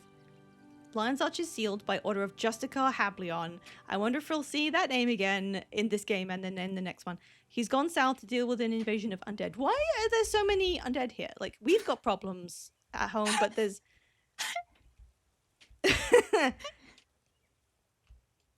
Well, thank you for helping me run the mission. You guys were so efficient. This is near LA. One thing I also wanted to point out is, like, Guild Wars 1 has this absolutely insane geography. Not geography, topography, I think is the word I'm trying to find. Oh, which is how, like, spiky things are. Yeah, they clearly couldn't make the areas flat, open world, because most of the levels involve you having to get from point A to point B, and they had to be able to control the route through the scenery, and it's not an open world MMO where you see other people out there and stuff happens. Yeah.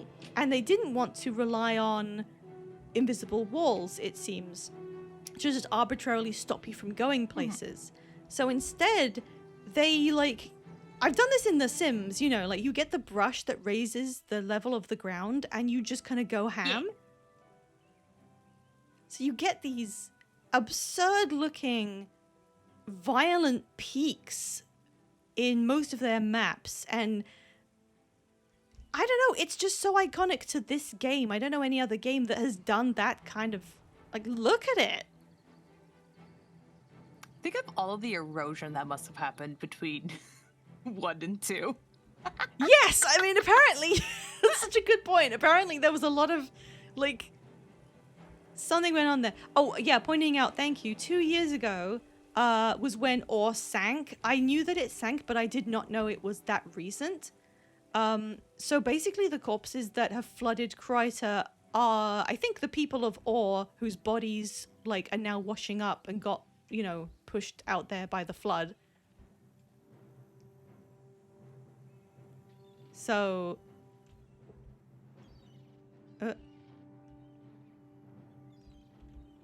I was playing this in 2005 when WoW and Guild Wars 1 were enemies. What, Guild Wars 1 came out first, didn't it? I think I remember seeing that on their, Did it? the documentary they did recently.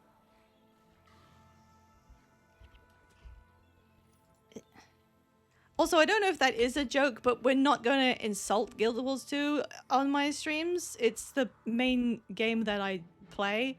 I'm only playing this because of it. So if anyone does come in to be cruel about it for no reason, I will figure out how to remove messages. Okay, sorry, I'm being a bit slow on the Pokemon redeem. It sometimes it can be very hard to retone, and there is a surprisingly vocal amount of people who are like, Guild Wars 2 was terrible, even on like the official like Guild Wars Discord. Yeah, and it's like, guys, it's what? weird. It's weird This to be game in brings there. joy to a lot of people. Like, they've gotten so used to being vitriolic about it, they are still doing it in an official space that caters to series fans, not just the game that they like. Guild Wars 2 was also how my husband and I did long distance dating when we were long distance. Yeah, which is And real we're cute. And that's fair. I would rather the game cost money up front to buy it than have monthly fee. Yeah, I I don't think there's anything wrong with the way that they monetized it at any point, really. Yeah. And I think it's okay also to just be like, I don't really have the funds or don't really care to that. I'm just going to keep playing one. Yeah. Yeah. No, like, they clearly don't mind either. They're like, if you want to play this one forever, we will support you in that. Also, doing the trade, I'm not sure if Shades knows exactly what to do, but you need to open the friends list and then poke my name and then click trade. And then it should show us both on the trade screen. Hang on, what do you mean? Oh. They had to I think there's a bit of miscommunication here. I'm not sure if I remember there being a problem with it, but you mean Guild Wars 2, right? Guild Wars 2's never had a subscription fee. Let me look it up when it first launched. It definitely hasn't, because I was playing it in pre-release. And the whole reason that I looked into it to begin with was that they advertised as not having any fees aside from the initial purchase.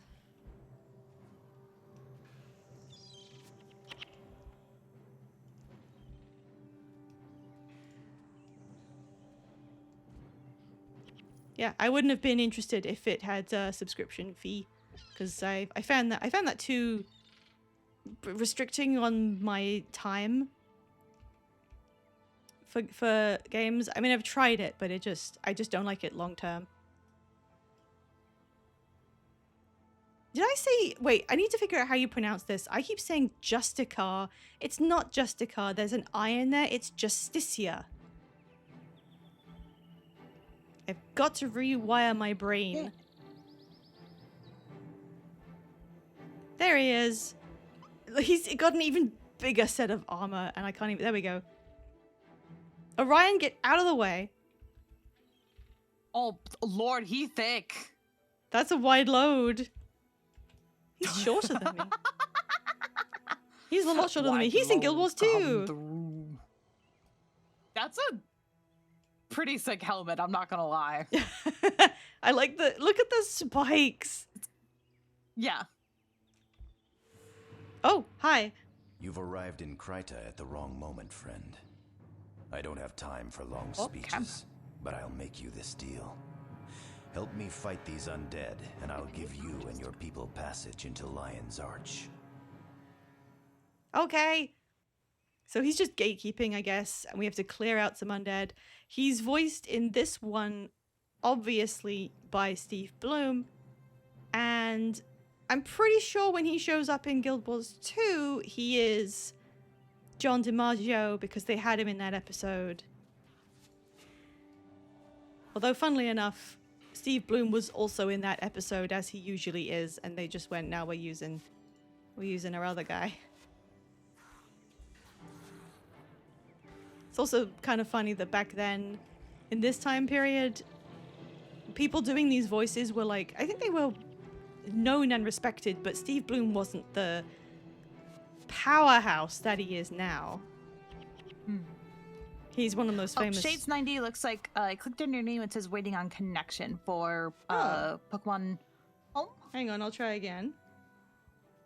I'm not sure if I've done something wrong. So you press. I think I'm.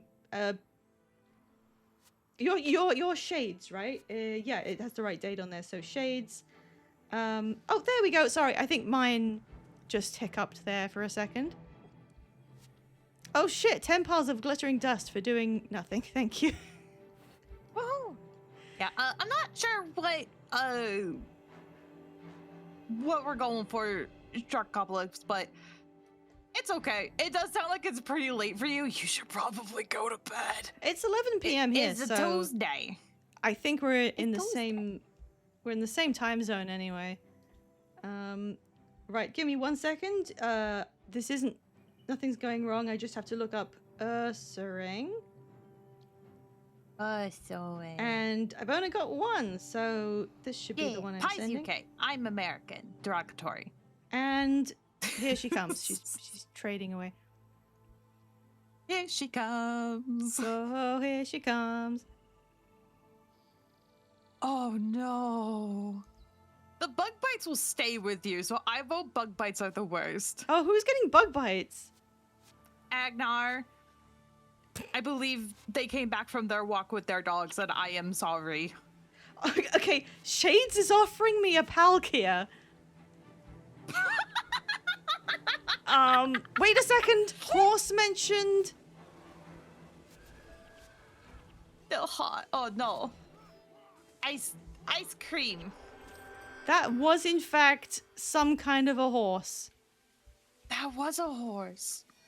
Kind of a dead one. Oh my god, there were horses. Okay, Shades, it's a skeleton horse. I do have to tell It's a you, horse. if I would A lot of Palkias. I would rather you sent me something that was not valuable. I can still take this, although, just so you know, I will not keep it. I will probably trade it to someone else. So if you want to swap for something that is not a Palkia, what's your decision? Pi is trying to get rid of the shinies, and most of what Pi receives goes into the trash. I mean, yeah, it's usually just Give some them garbage. a wormhole. Give me a Wurmple. I can still Just take say it I if you love really saying the want, word but I Wurmple. just want you to know it won't be beneficial to me. If you're sure. Shiny what does shiny Palkia look like? Hold on, I have to I look don't- that up. No, I don't think I have one. Although by the sound of The time shiny limited, I think it was a giveaway. Images. Is it just slightly pinker? Probably. It's just slightly pinker. I think that's why nothing comes to mind when I try and picture it. What is, So is that? where Palkia is white, it's Oh like my- a gentle baby girl pink. That's a body. That's someone's mummified body. Oh my god, it is a. Is it moving? The boat is moving up and down. Oh. Oh. This has been the least Horrifying. attention I've been paying to the game itself. This is the most ADHD that the stream has been. Oh, there we go. The trade is taking effect. So that is a claim on the gummy bear at long last. She is going to her new home with shades.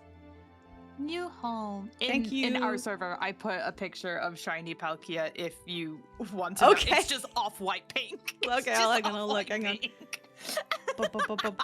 Yeah, it's just That was a a bit GameStop pink. exclusive giveaway. I see. Congrats on the transition or something. Or whatever. It's non-binary day. It was a Congrats on GameStop transitioning to exclusive non-binary.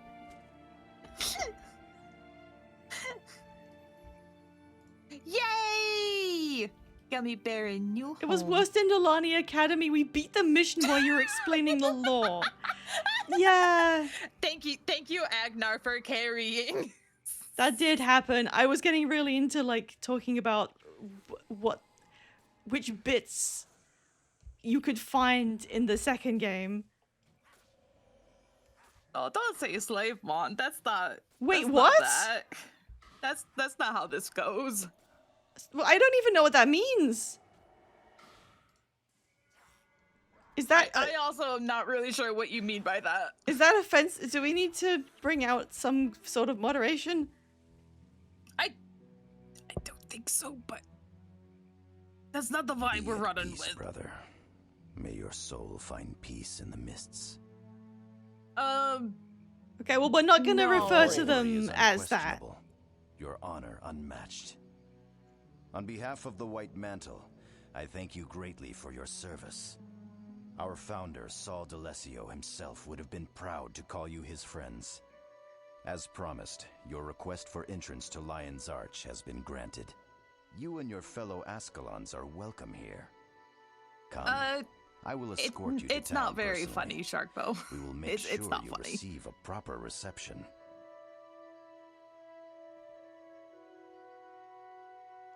Oh no, we left Meow Landrew behind. No, Meow Landry! The Oh, well. cat's just standing there like, damn. Good lord, that's a dramatic gate. Where's Arrow going? Well, she can go and live with Oink, who we didn't bring. I like how they Welcome can't to decide whether Lion's the word is Arch. Ascalonians or Ascalons. Yippee! Yippee! One sword. And that's all we're doing.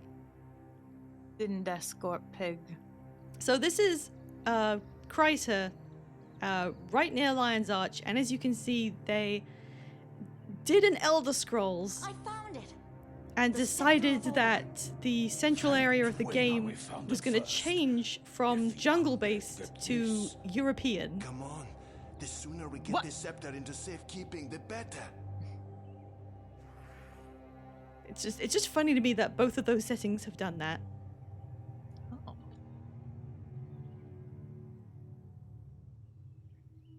That is, I think, the Scepter of Ore? Help! Question mark? Undead, we're under attack. We can't let them get the scepter. Oh, it's White Mantle. Yes. Haste to the Temple of Tolerance. Take the scepter to Confessor Dorian. We'll hold back the undead for as long as we can. But Just go!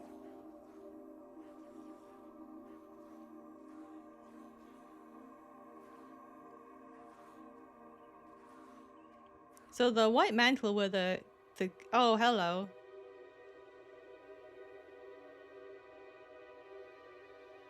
Run. Oh, you hello. little fool, run. Oh, hello! I have all the time in the world.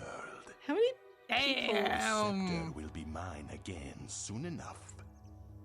people in this scene were Everything Steve Bloom? proceeds according to the prophecy. When we just arrived, the White Mantle were the ones kind of in charge, telling us with a condition, you can join our city. And yeah, so at this point in time, we are looking at the White Mantle like, oh, they're like the protectors, I guess, of the area that we've decided to settle in. And they were trying to get some sort of scepter, and weird monsters were after them. And they dress like this. They dress like hotties. Well, this guy kind of looks like a gnome. Oh, yeah, no, that's not that. Oh my god, he is a gnome. It's just him, though, I think. That's just... Welcome to Lion's Arch. Look Hello. at it. It's the same It's place. That's... Lions are just changed so much. Yes. Well, it got flooded. Actually, hang on a minute. Hang on Wait, a are minute. those the lion statues that are at the bottom of the water in Lion's Arch? Yes. This is those exact ones. The arch is recognize where is now. the arch is like that thing, which I don't understand. Flooded, drained, etc. So, for people's clarification, I joined playing Guild Wars 2. I remember this when Lion's Arch was being rebuilt, and it was Halloween. I could see nothing because it was always nighttime and it was very dark, and everything was decorated for Halloween. And then by the time that ended, it was modern day Lion Arch. Oh dear, that was a bad time to try and figure out what was going on. Oh my god, it was so confusing. Oh no. It was uniquely confusing. Hello, Mod Fox. Welcome to us trying Hi, to Mod Fox. establish lore. I love that there's birds. Like, Also, thank you, Coming Shades 90. Thank you for adopting the gummy bear. Like, seriously, we wanted to get rid of that thing. I'm so glad it's gone to a new home. Not give it, don't get rid of that thing. Get rid of. We wanted her to go to a good home. So yeah, I'm Where just trying to which put I'm trying to put this together. Hello. It was mentioned that ore has already sank, and that is why there's a lot of zombies here. And we know it's sank because you can see it's gone. Damn. Like, that's where ore is supposed to be. Oh. So, like, I thought... Wait, I'm thinking of things. So, it's the sinking of ore that, like, did some damage. And the flooding that you find in the second game was when ore came back up again. Oh. Yeah, so I think the sinking did, like, not so much structural damage. There's zombies there, but it was when it got brought back up by Zaitan, all of this got submerged and they built, like, another one. And Cantha also had the playable area from this game flooded and abandoned. Okay, Rita's here at the forge. I can see side quests happening around me. I've never quite gotten the hang of the lay of the land in Lion's Arch. It's very fragmented. Yeah, so I just wanted to get that straight in my mind because I was like, wait, they sank ore, but this hasn't been flooded yet, because I forgot that the flooding is when it gets brought back up. And that happens... Do we get to learn what sank ore? Yes. In fact, it is mentioned in Guild Wars 2 multiple times. Oh. But forgot. it's not necessarily memorable because you don't have anything to connect it to. But this game literally is exploring, like, that's the main story of this, really. Oh, okay. Like, they haven't mentioned it much, but knowing what happens in the future and everything, it's a big plot point in my mind anyway. Need any plat? That's fine. I'm good. The only thing I'm looking for is consumables to fill out God Walking Amongst Mere Mortals, because all I need to finish it is sweets party and drinks. And I'm focusing on sweets right now, but I'll like cycle through them. And I got like 6 stacks of creme brulees earlier, so I'm good. Yeah, you go play Destiny. We're gonna be on for like maybe another 45 minutes. Party 2, yeah, it's like all 3, but I'm just advertising one at a time. But before anyone goes, I do want to say a big thank you to Sharpocalypse and Pikachu92 for the assistance in the mission, because that really did allow me to get through while I was focusing on a lot of things. Also, hi Skitter! Wow, Skitter! Wow! Do you want to say hello to anyone else? Your own co-host. You want to say hi? That's the person who handed me a Mans Cat controller last night.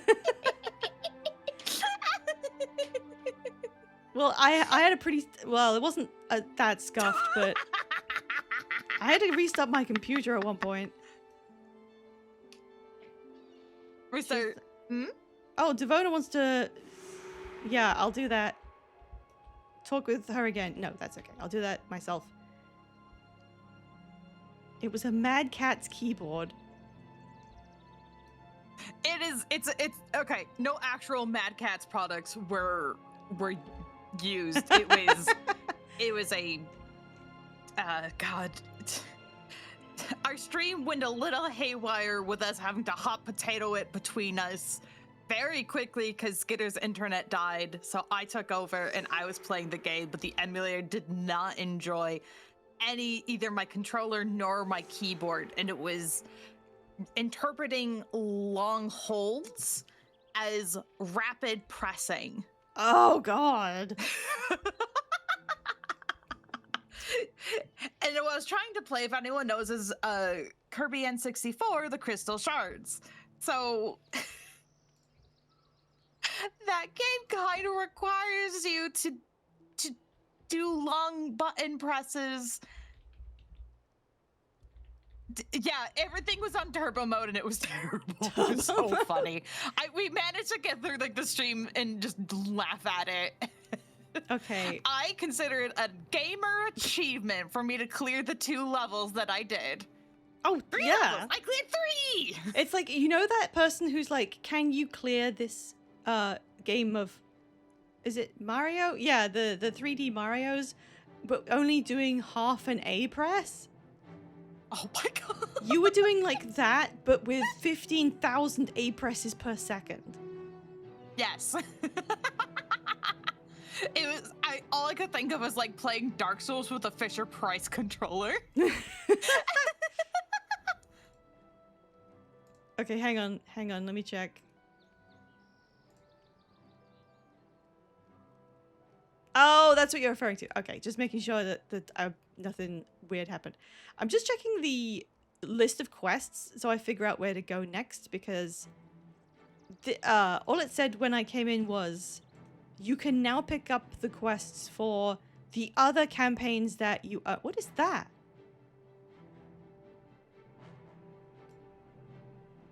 Is my mic picking up my cat? No. Unfortunately. Don't bite me! Don't bite me! He bit me. Okay. He bit my leg. Ooh. Oh, there's a tiny blue thing. Sorry, I'm just like... Okay. Once you reach Lion's Arch or an equivalent set point in each campaign, the other campaigns that you own become open to you. So once you reach, like here, I could now abandon this quest line for now, and I could go and request a boat to Elona, and I could begin playing Nightfall if I wanted to. Oh. Crazy. Sorry, I'm just looking at this guy's animations. He's like... Goddamn. Look at this guy. He's Damn, look at that guy. Look at that. Oh, no. Oh, yes. He's like 30 years old with the He's smoothest got skin you've ever eyeliner, seen. dude. And Angar is over there still doing the thriller dance, so that's really good. Yeah, so we've got the different things that you can jump over to. But what is the next quest that I look for, actually? Exit into North Creta Province and head west to Delesio Seaboard. That's my instruction.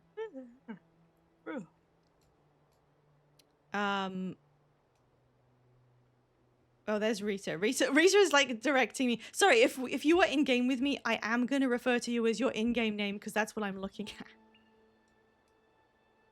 at. We're missing another person in the party, but it's fine. Well, actually, I don't know. Does anyone want to come with? I'm just looking at Angar. No, you don't. Nobody has to. I don't know where the henchmen are. Why are they so far away? Oh.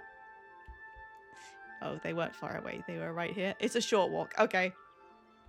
I will grab a bit. We appreciate you. Please don't backseat Pie. Pie knows what they're doing. No, I don't. Well, I can make decisions, but I really definitely, like, just then was like, where are the henchmen? I can't see them. That's fair. Wait, who don't we have? Pie knows what they're doing, Pie. Actually, I don't. I'm just like, what? Stefan can come. Never Apparently, this is just a mind. short walk anyway. I don't want to do Devona because I want to customize her with focus, if you see what I mean. Okay, Lion Guard Riddick. Did you know that there are chronicles about you?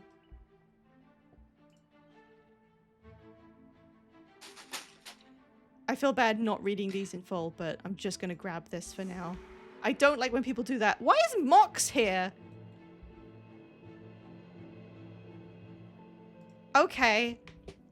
Oh, he's Is that somebody's Mox? Menlo is here because I had a... I'm not gonna do that in case it leads me somewhere else. Go to North Creta Province. Okay, this way. I feel headache coming on. Okay. And the brain fog is coming back in. So I'm going to bid thee adieu, my friend. Absolutely. Thank you for coming in despite the hole. The whole. It was great chatting with you. Pleasure. Please go before Yeah. you develop a migraine, please. I'm gonna do what I want. I bite your horn. Oh, okay.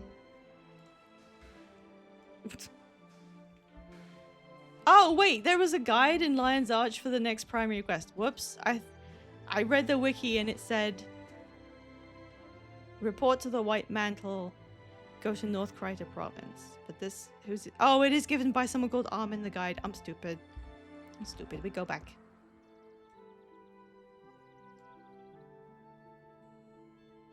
Oh, I'm sorry, I didn't say goodbye properly. If you're still listening, Dwagon, goodbye. Thank you for sitting in and helping me.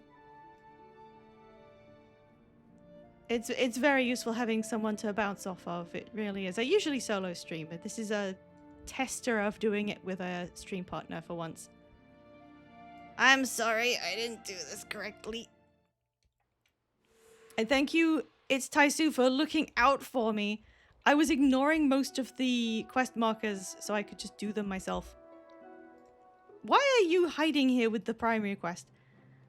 The White Mantle rules this kingdom, if you hadn't figured that out. So, if you mean to stay here, you'd best report your presence officially. There's a barracks in Delesio Seaboard. Talk to Mental Knight, Korea. Okay, I will do that. Now we have the quest. If anything, I do think that this isn't the most streamlined system.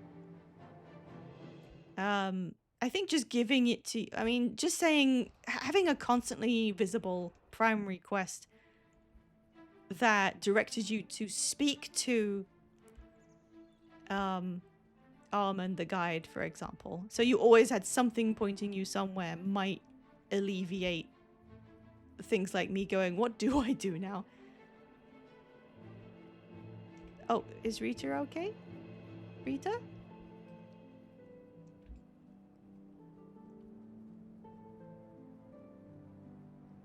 We're over here. Hello.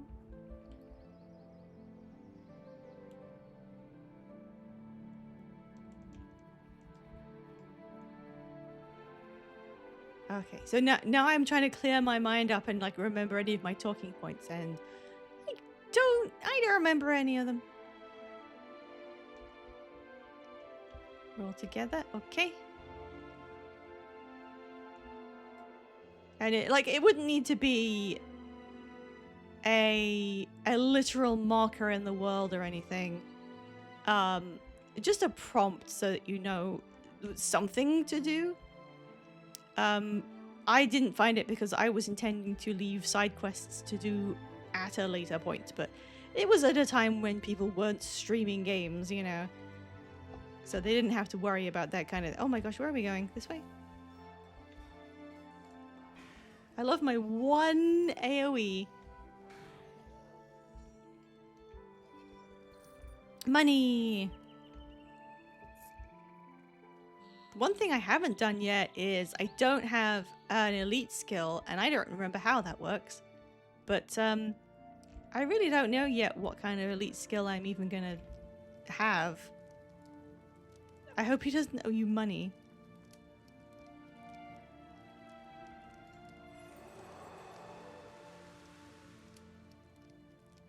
Raiding bandits. Oh, that's where I'm going anyway. So that's an easy one. You're probably supposed to like chain these up together with a bit of developer forethought. I wasn't going to be able to say that word. So I think we go imps. So I understand why there's a lot of dead things, you know, the whole ore situation. And I understand why there's centaurs, because they live... Well, actually, they live in the Shiver Peaks, and Maguma are not so much here, I think. And I understand why there's, like, vegetative monsters that want to eat you, because they just live here. But what? The fire imps? That's just a fuck you. Like, you want to live here? No. Fire imps, I guess.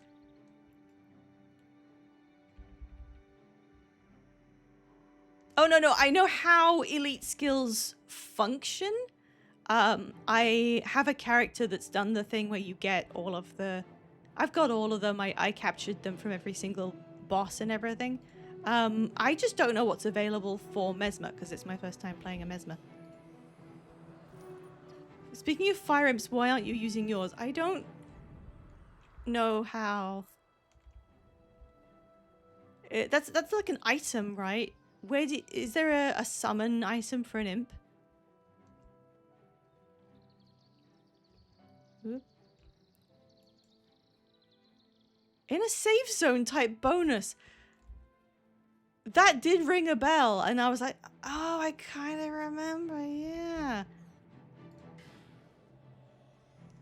Well, maybe I want to play like a real man and not use the bonus imp.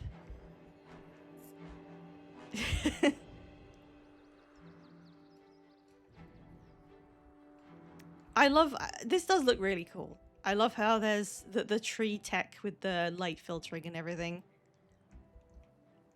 And I do think the Crichton Guild Wars 2 maps are very gorgeous, and there's some lovely level design in those. But a little bit of me does kind of miss the slight strangeness of how this looks. It does feel kind of obligatory that they have to put in the European style fantasy area, and this game didn't have one. Okay, so this goes through to Delesio.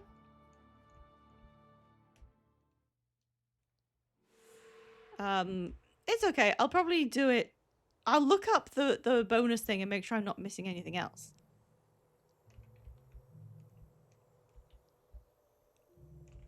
Oh, you know when, oh, wait. Oh, this is an outpost. Okay. When, I streamed the Summer Games Fest where they revealed Guild Wars 3, and it wasn't until quite a long way into the trailer where I actually felt confident that that's what we were looking at, you know? Because it wasn't immediately recognizable. They didn't show anything immediately recognizable because, I mean, I think they wanted to have their own... Thank you, Blockhead! Thank you for the gay bits as usual. I appreciate it. How are you doing today? Let's just look at these guys. Oh, there's the knight I'm looking for.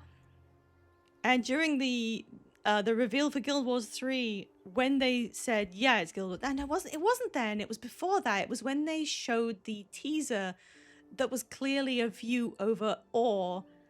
The first thing that came to mind was, are they doing Utopia?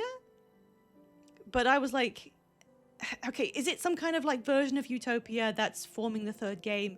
Or did they take what they were going to do for Utopia and turn it into a final Guild Wars 2 expansion or something? I wasn't going to rule anything out. Waiting for Med's appointment. Oh, I hope you don't wait too long. Me pointing and gesturing at everyone. Give this person their meds.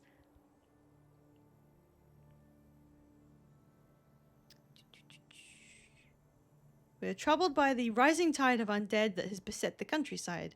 We need a message sent to the Confessor in the Temple to the West, so he may consider how to protect these lands.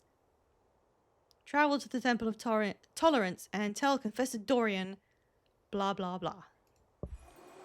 Okay, and that's the guy who they were taking the scepter to, and I don't know how we know about that. Yeah. Eye of the North was the scraps, as you say, but it was more of a pivot, I think. It was, we're not doing Utopia because we're not gonna cap the game off. We're gonna lead into another one. So we're gonna make a different DLC that allows us to prep as much stuff as possible, which I think was a great idea. Like, I'm sure Utopia would have been really good, but I'm glad they did that instead. God, you should have seen my face at the bit where you get teleported to the Eye of the North in Guild Wars 2, and I was like, where are we going? And then I saw the nameplate at the bottom, and I literally like gasped out loud, like, what? Because I think by that point I'd played this game, so I knew what it was. I played this in the middle of Guild Wars 2's lifespan. Pikachu92, thank you so much for joining me for running around. I hope you had fun. You were the one carrying me. I'm very aware of that. You and Sharpocalypse have been carrying me through this. If you come back another time, I will try and make sure we can get you in on the Tunnels of the Forsaken thing.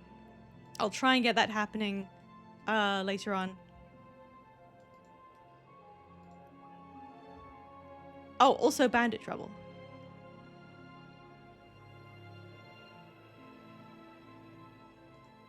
Hang on, he gave me a...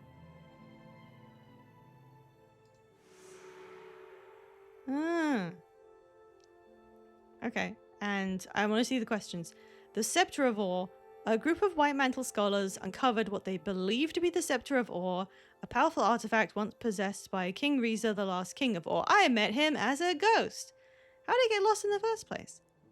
Char invaded all three human kingdoms. The continent of Tyria was in turmoil. It was lost somewhere between when the Char attacked Ascalon and when they reached the borders of Ore. Those who knew of its whereabouts were all killed in the cataclysm. Oh, well, yeah, that would make something pretty lost. When the Char reached the Orion capital city of Arar, the entire nation exploded. I'm sorry. That's not funny. That's not a funny thing. Some say it was the vengeful wrath of the old gods. These days, though, only fools believe the powers of Grenth, Balthazar, and the rest of the false pantheon. Oh, I haven't seen that kind of break in the White Mantle thought process before. Like, they're in the second game and everything, but I had not seen this extremely definitive belief that the main human gods are old gods, and it makes sense, but I haven't really observed it myself before. The more rational thinkers among the White Mantle believe the cataclysm was the work of foul black magic dragged from the forbidden tombs deep below the streets of Arar. It is said to possess the power to command creatures from the underworld. Excuse me, mommy? Sorry, mommy? Sorry, mommy? Sorry. Why? Why? Why now? Why on Maruki's birthday would you do this to me?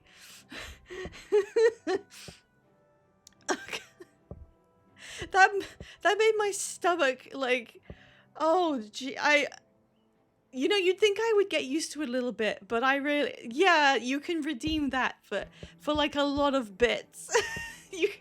you can give me a complete mental shutdown. Hang on a second. Oh my god. I should have done it when you were co-streaming. Does Dwagon know about that? Yeah, I don't know what happens if you do more than 1,000 bits, but it's meant to be it's a mental nuke. It completely. What am I doing? Yeah, what Defed said, it does that.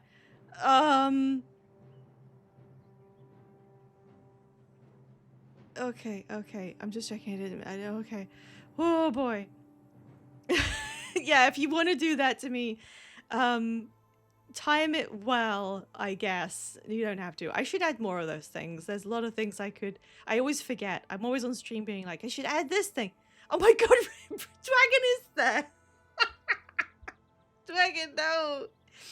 No. I'm always being like, oh, I should add this as a like random redeem you can do, and then I literally forget the second stream's over. Thank you, Blockhead. I felt my chest like actually tighten because I have my volume up so high because I need to be able to hear my co-streamer, so it's even louder than it usually is. Okay, I'm weighing up whether I should continue right now. That would be a kind of a good way to cap stream off, I think. I often go until midnight, which is in half an hour, but hang on. Where's my, let me see. I always have trouble finding people to raid.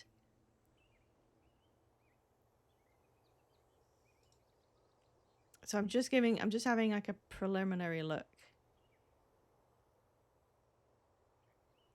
Oh, I was gonna raid into my friend Tide, and he's just finished streaming. Aw, man. Aw, man. Well, now who am I gonna? I don't know who to stream now. Who to raid now, rather. 400k bits is my high. What? That's a lot of bits. Holy jeez. Okay, so. Oh my gosh. No way. No way. Hey, Tide. Hey, Tide, how did it go? I was literally I guess you're streaming longer. I guess. Hey, Bree. I just got someone redeemed something that destroyed my train of thought, and then I was like, oh, it's almost time for me to wind up. Maybe I should raid out. Who's streaming right now? Oh, hey, Tide's streaming. I can go raid him. And then I saw you were ending, so I went, oh, maybe not. And then it was me. Yeah, you did Uno reverse on me. How did it go? How was your stream? Hang on, I need to shout out. Tell Biff. You guys should follow my friend. Tide's an actual real life voice actor who is super, super cool. A point and click about early 2000s nostalgia. That sounds neat. Really, really cool guy. I'm also gonna, while I'm here, I'm gonna shout out. That takes a second for me to spell. There it is. Skitterandwagon is the co-streaming Twitch of Dwagon, who was here with me earlier, and their co-host. And you should also follow them. Thank you so much for raiding in. I hope you guys all had a great time. I never do an introduction for some reason. And I probably should. I'm Pybinotron, that's my full name. And I what do I play? I play like a huge variety game thing, and I've been playing like really old stuff recently. I never intro. Yeah, well, people should know who you are. And if you did an intro, you could like name drop all the games you're in. That would be super fun. My biggest claim to fame is, what are my things? I'm a valued member of the Veggie BL Tale expanded universe. What's it called? Metaverse. Oh, hello. Hi, you should follow Pi Beanotron, who is an amazing person and has been doing a deep dive of like living Sims right now, like playing Thief Gold and Dishonored, and honestly, been kind of going backwards, and that's been very funny. They also have very deep and insightful analysis of stories and gameplay mechanics that are extremely fun to listen to and thought-provoking. You should give Pi all of your money right now. I typed emote for cry and sad, and they're not working. What emotes are in know this how game? awesome Pi is? I'm here having a migraine, and I came back because Pi was like, I should do an introduction, and is like, hold on, you're gonna not do, you're gonna undersell yourself. Pi's amazing, and I'll fucking fight anyone. Oh my gosh. Thank you, Dragon. Please, please take care of your brain. Please. I do what I want. I'm gonna go put my brain in the pear wiggler. Bye. Yes, please put the brain in the pear wiggler. Thank you, Dragon. I remember to shout you out though, so that was cool. Yeah, I've recently been playing some super old things. Thief was really interesting, and this game I'm in right now is Guild Wars 1, which has been rebundled into the Reforged package, and it is... How old is this? I keep saying 20 years, but I think it might be 25. For reference, I think this came out 3 months before World of Warcraft. Oh, 21. Okay, so saying 20 is basically like kind of on the money. They've done a graphical update and they've added a few things. What the hell are you guys doing? What is your programming telling you to do? Oh, I think they're trying to kill something down there. Okay, that makes sense. So I'm doing a playthrough of the game start to finish, all the campaigns. I have played it before, but I decided to come back and do a rerun, partly so that I had the whole full game preserved in stream form, and partly so I could open the gates to offer an interactive playthrough with viewers. If anyone wants to like play this and go through the journey, Dwagon is coming through this with me, and anyone who is watching who feels they're really confused, who just, I don't know, feels more like they want to play this in a group. It's an open invitation. This place has a ghoul problem, it seems. So yeah, it's as open as this game can be. You just kind of pop up in one of the outposts, and I will add you to a party, and we'll do stuff together. And because this game is, girl, you are like fully inside of that flower. The game is built to be something of a solo, inclusive, tactical RPG. It's not even really an MMO. You can play with others in a cooperative sense, but you don't see them in the world as you play, and it's a little different from what you might imagine an MMO is, because it was very early. The level cap is really low, and you get better at the game by just becoming better at playing it. Tide said I've been meaning to check out Guild Wars Reforged too, so it's really cool. Yeah, I'm not gonna say this is like... It's not specific like for me. It's a game for people who love this kind of thing, and I respect it. Guild Wars 2 is my home, but it's interesting. It's an interesting game, and I like seeing what they developed in this world along like the road of developing them both. And yeah, and I find it really interesting to see what the storyline was and how it feeds into the later stuff. And they have a very well-reasoned like through line, I think. Considering what Guild Wars 3 might be, yeah, they are. I think but it really feels like they're committing to having all these three games feel integrated with each other in a sense. They're not going to overwrite something that happened in one with the other. Guild Wars 3 is going to be set 1,000 years before this, which, I mean, on a timescale, that's massive. That's an enormous gap of just like basic technology.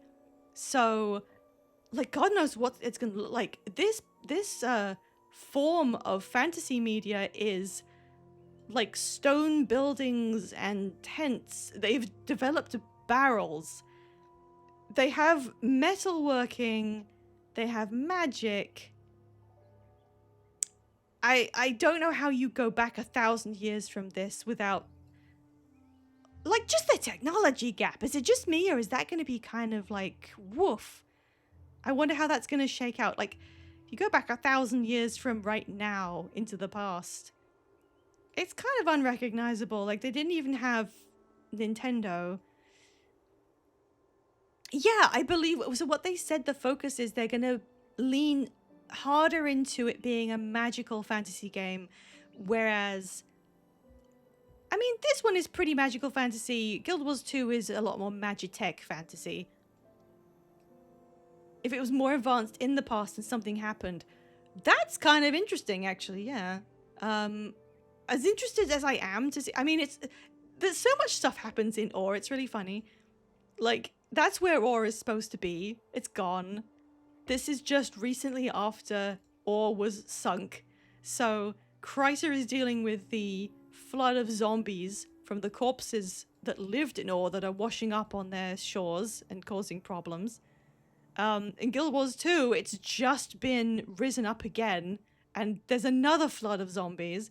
There's always some shit going on in Ore that's like ruining it for everyone. So Guild Wars 3 being like focused in Ore, but it's nice. It's kind of a change of pace. Alright, I'm gonna... okay, I'm gonna play one more mission. I guess I'll do it solo. I will actually pay attention this time because people aren't carrying me. And I've got to have an ad break before we do that. I can't skip it, unfortunately. Oh, there. I'm excited for Guild Wars 3 being released on PlayStation. Yeah, I'm really glad that they're gonna allow for this so that you can join us, and I'm really looking forward to seeing if you like it. Actually, there's still no official word, I think, on Guild Wars 2 getting controller support, as in, I think they still could do it, and I know it's extremely highly requested. I don't think that was one of the things they ruled out, right? They said that there was no way to bring 2 to a console, I think, that I remember, because it's developed far too centrally to how a PC works. They can't account for the differences at this point, which I think is understandable. But a lot of people are pointing out that having controller support is a lot more standard now, and there's really no reason not to do it. So I'm still kind of hopeful that it might get it, maybe. I really don't know, like, because it's on Steam, and you can play Steam games on the Steam Deck. Mobile version? I mean of 2. I mean 2 getting controllers.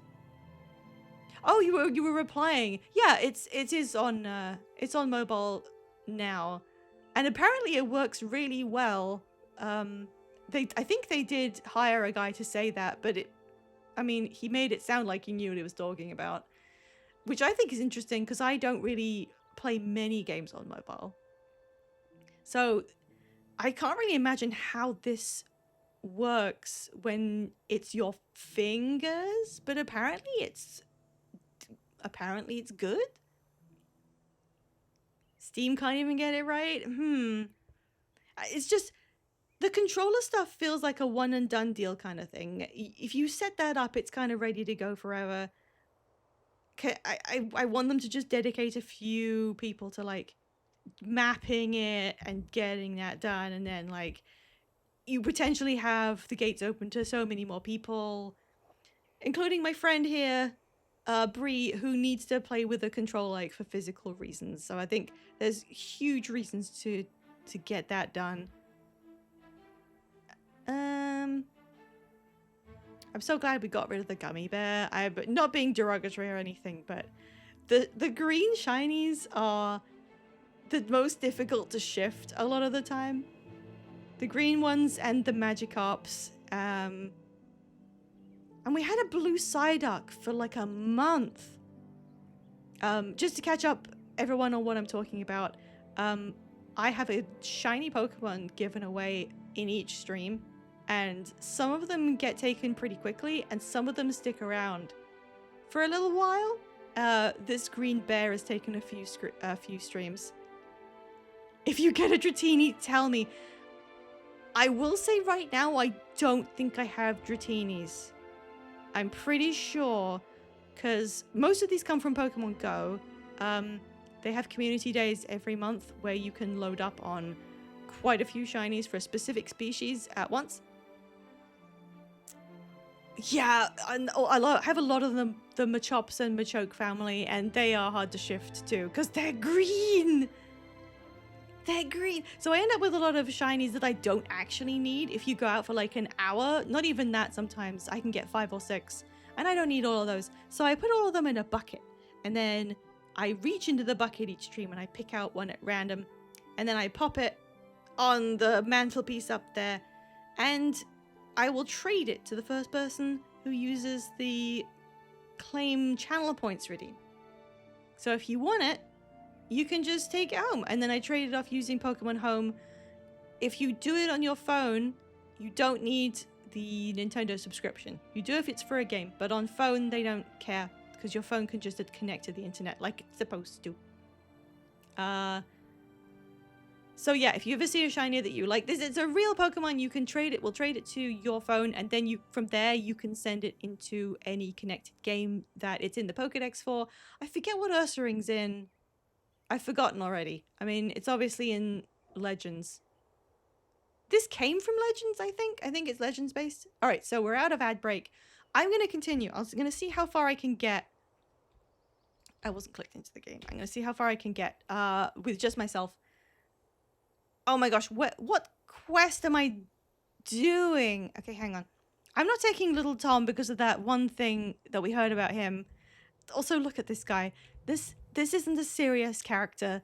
This is a bad man. This is a villain from like an Illumination movie about a talking ferret who's trying to make it in the big city. This guy is the villain of that movie, so we're not bringing him. Okay, I've got a Necro, I've got a healer, I have a guy with a sword.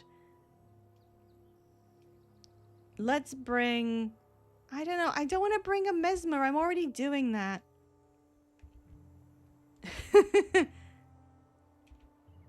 Alright, we'll bring the goddamn Ranger. Hello. It's Ranger Blue James. He looks cool. I don't think that's someone in chat. I think that's just somebody. If you're here, Ranger Blue James, do speak up. Okay.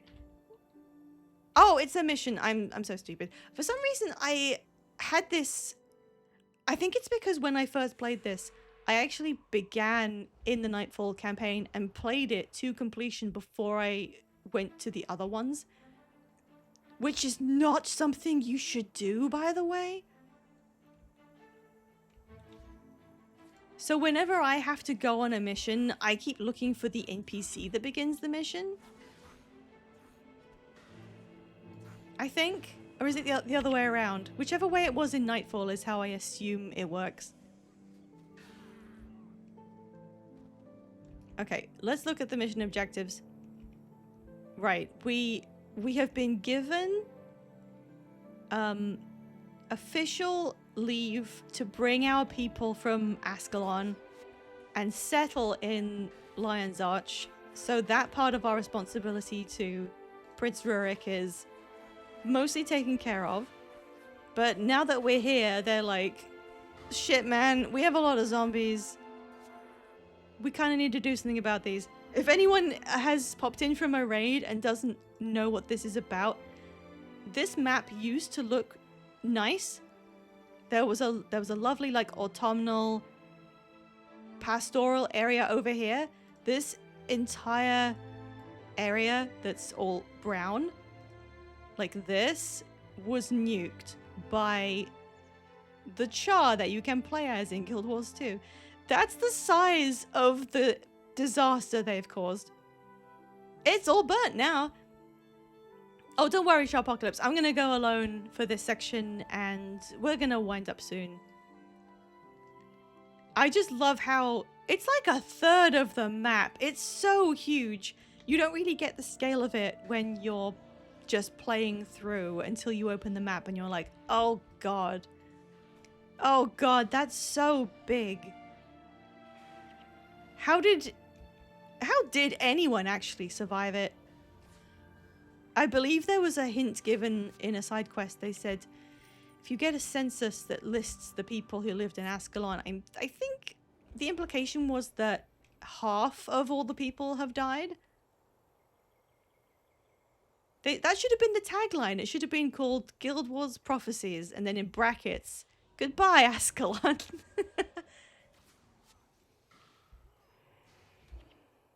And I like how you can track the passage of time and see how 250 years later it has basically recovered, except for the bits that are full of tar.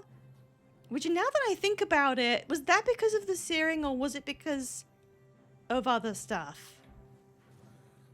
That grasping ghoul really didn't want to let go. I want to get a better look at these, like, lich guys. I've never really, like, looked at them properly. I'm gonna do this in first person. They're really cool looking.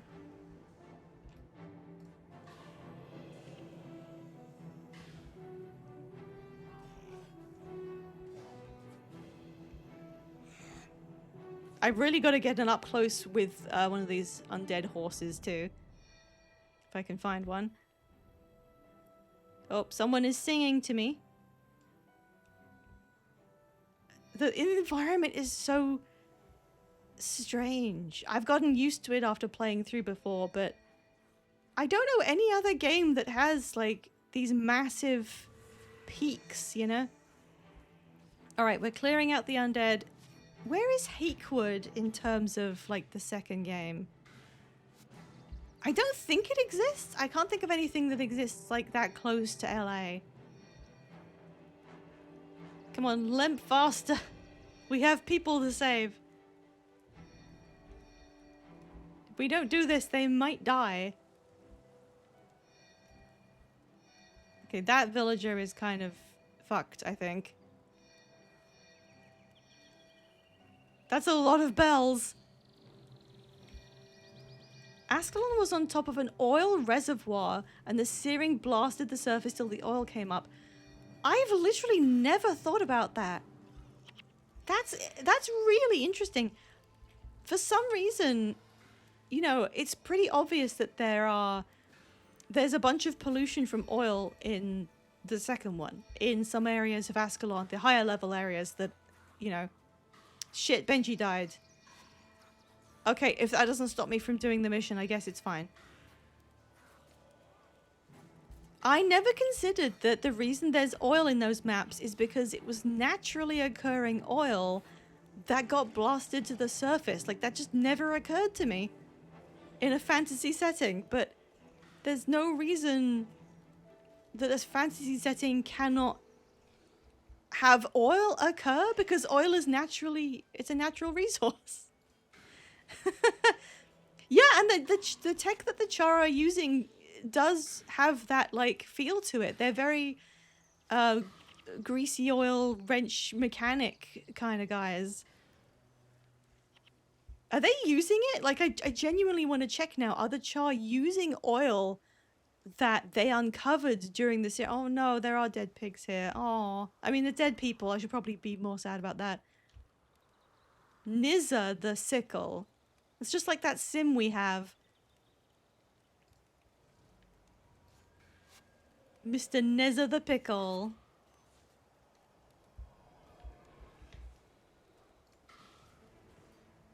The only thing I think is a horse, a force grit, and some kind of costume. Well, that's the fun thing about this world. This prequel of a world. There are kind of horses. Kinda? But it's in a really interesting way. I want to go find one. Oh, I think I need to check that I'm clearing out properly. Oh, I forgot. There's a shrine you can heal at. I forgot. Is there anything else here?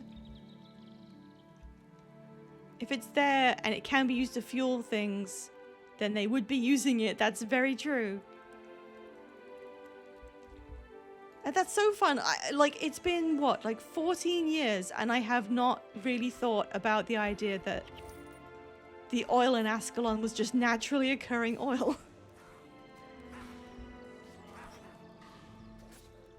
Which really worked out for the Char then. Like, not only did they decimate a whole nation of people,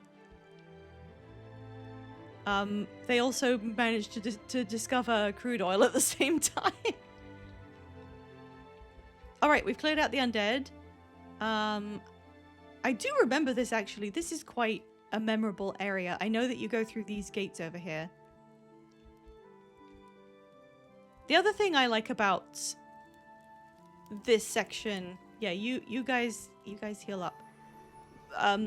The sequence from like traveling, there's so many maps in Ascalon. There's a lot of maps, and while they have different landmarks, they're very visually similar because they're just destroyed. There's ruined cities, and there's places the Char have really embedded in, and there's an old courthouse that just leaves you to wonder what went on there before it was destroyed. And there's places you go to with other Ascalonians, and they talk about the way it used to be. And then after that, you're in, like, the rest of it feels pretty swift. To go through the mountains, like, that didn't take nearly as much time. Now we're in the jungle. I like the process of moving from this area out. Yeah, you get on Guild Wars 2 at the same time and come to the area I'm in. It's... the way that this flows narratively just has a few of these subtle little surprises to it. One of which is the fact it gets destroyed in the first place, of course. Even though they tell you that when you open the game, the first line you hear is, "The last day dawns on the kingdom of Ascalon." It tells you immediately that this is all about to end. You may not take it that seriously when you first hear it, but they are very upfront about what's about to happen, and it's all framed as something that is extremely temporary. Once it's gone, you cannot go back to the previous way things were, because it is absolutely decimated. The other thing I like about it is you begin the game very much aware of how the threat of the Char is pressing on the Ascalonian identity. It's called the Breach because this is where they managed to, like, break through the wall after fucking it all up. Up here in the Northlands is where the Searing Cauldron enacted the Searing, so that must be the epicenter, like right there. You can see it's right there. That was where they did it. You can find the Searing Cauldron before it even happens and see the Char that are about to do it. And once it's happened, you're sent on mission after mission of, like, scout out the Char army to the north, run away from them once they realize you're there, travel through all the surrounding areas of Ascalon City and do missions based around saving people from the Char, find the prisoners they've kept for several years. And all of it takes you in a big loop that simply demonstrates there's nothing here to save anymore. And despite what you might think is the narrative thrust at this point, you might assume quite reasonably that you are here to enact revenge on the Char for what they did.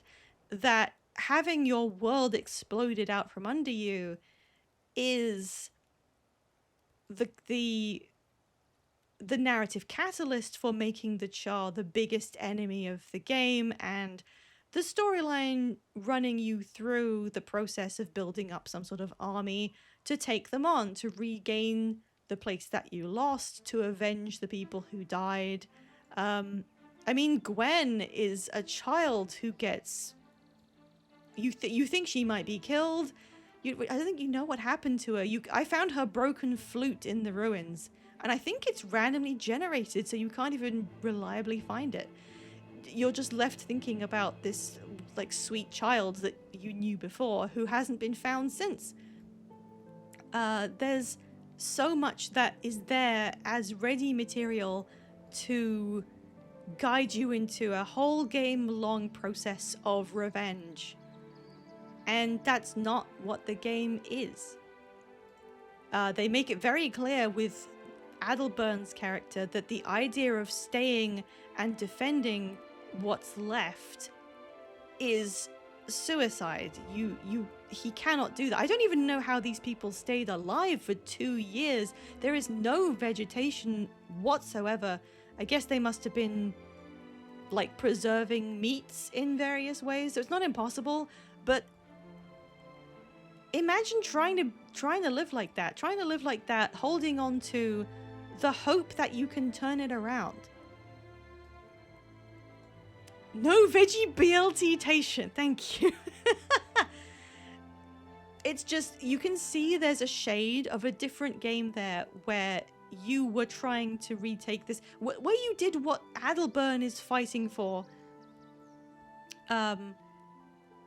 To make the Char your eternal enemy, and to do everything you can to retake what they took from you, despite the fact that everything you loved cannot return.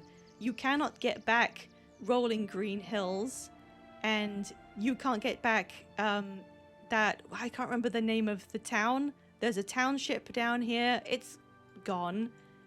You can't get back the fact that you used to own these lands and they're now taken over by both Char and hostile creatures. You can't get back the farms. It's impossible, and only the regeneration of several hundred years will make a dent in what's been done to this.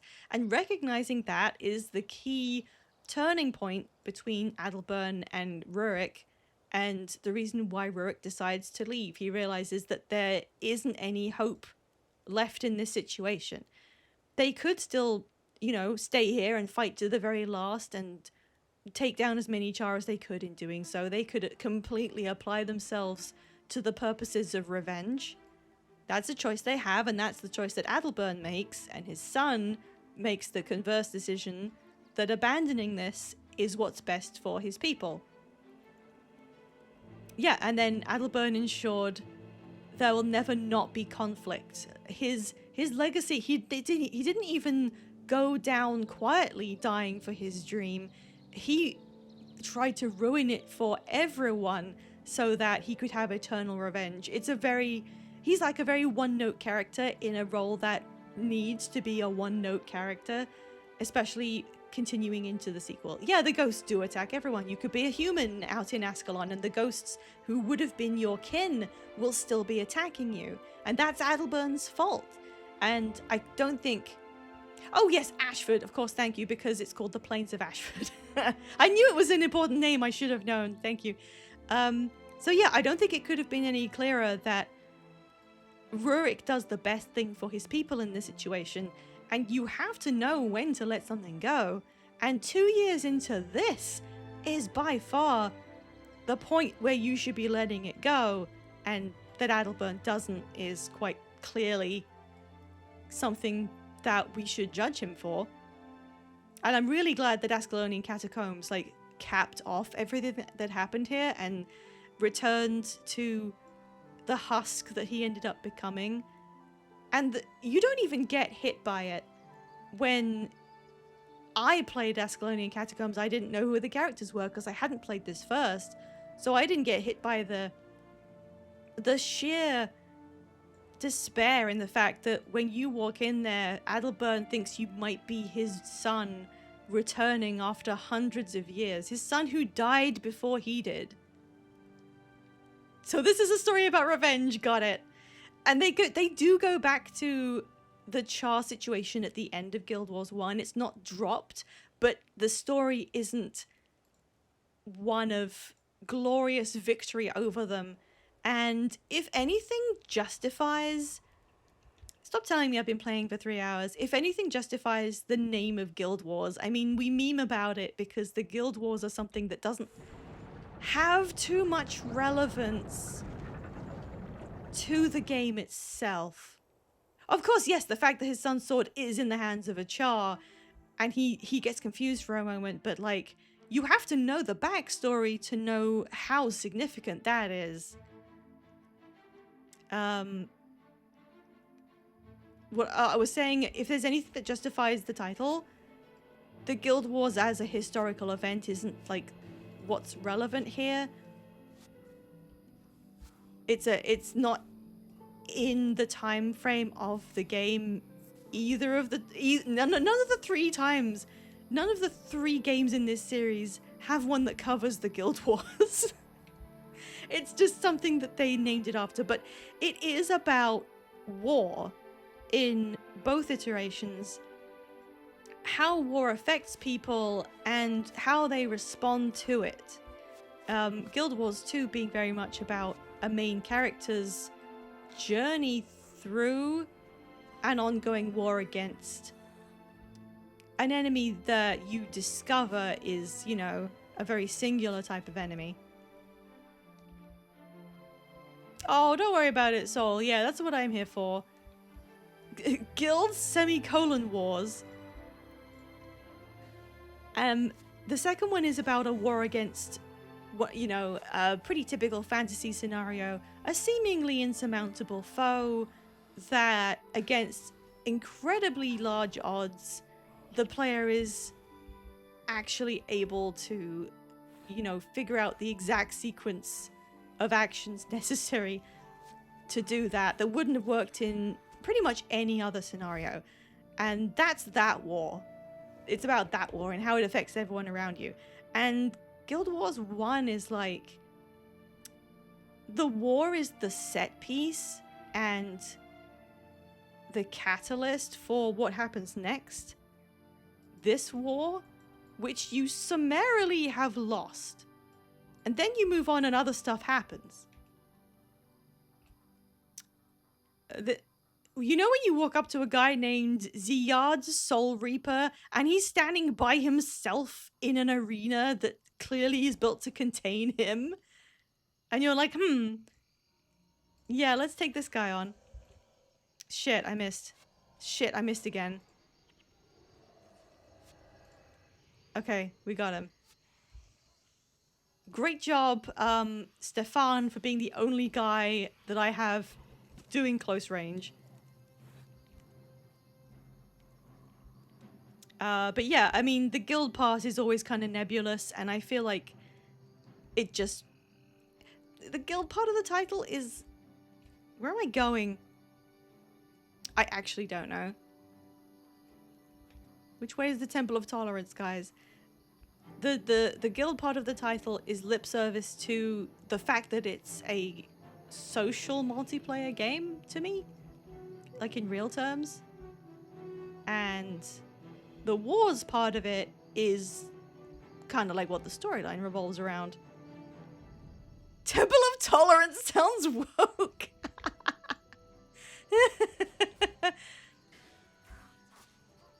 I need to pay attention to make sure I pick up if there is an in-game meaning behind Temple of Tolerance, but given that it's the white mantle, it's probably ironic in some way. Wait. the sky actually changes there. Sorry, I like that. I like that. Hang on. When you're in the swamp, there's like a haze around covering the sun. And then you come out of it and the sun shrinks as it does in real life when you leave a swamp. I can hear people fighting, I think.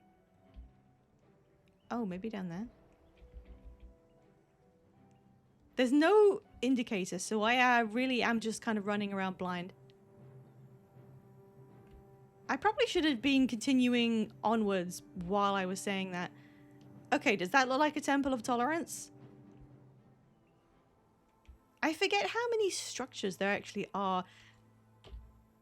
I forget if any of these are structures in 2. I'm not sure about in Kryta, but... Oh, who's fighting? Oh, it's a guard. Let's go help. But yeah, it's like... It's a difficult thing for me to critically praise, because I don't feel like I could step up and be like, the plot of Guild Wars 1 is a really good story. It doesn't really occur to me to say those words in that order. I don't know if I'd even say that about 2. Like, if we were talking across all media, would I recommend and say Guild Wars 2 has a really great story? I don't know if I'd say that in a full media sense. Like, if it was a book, it wouldn't come off very well. Not as a book, not if the story was just there on its own.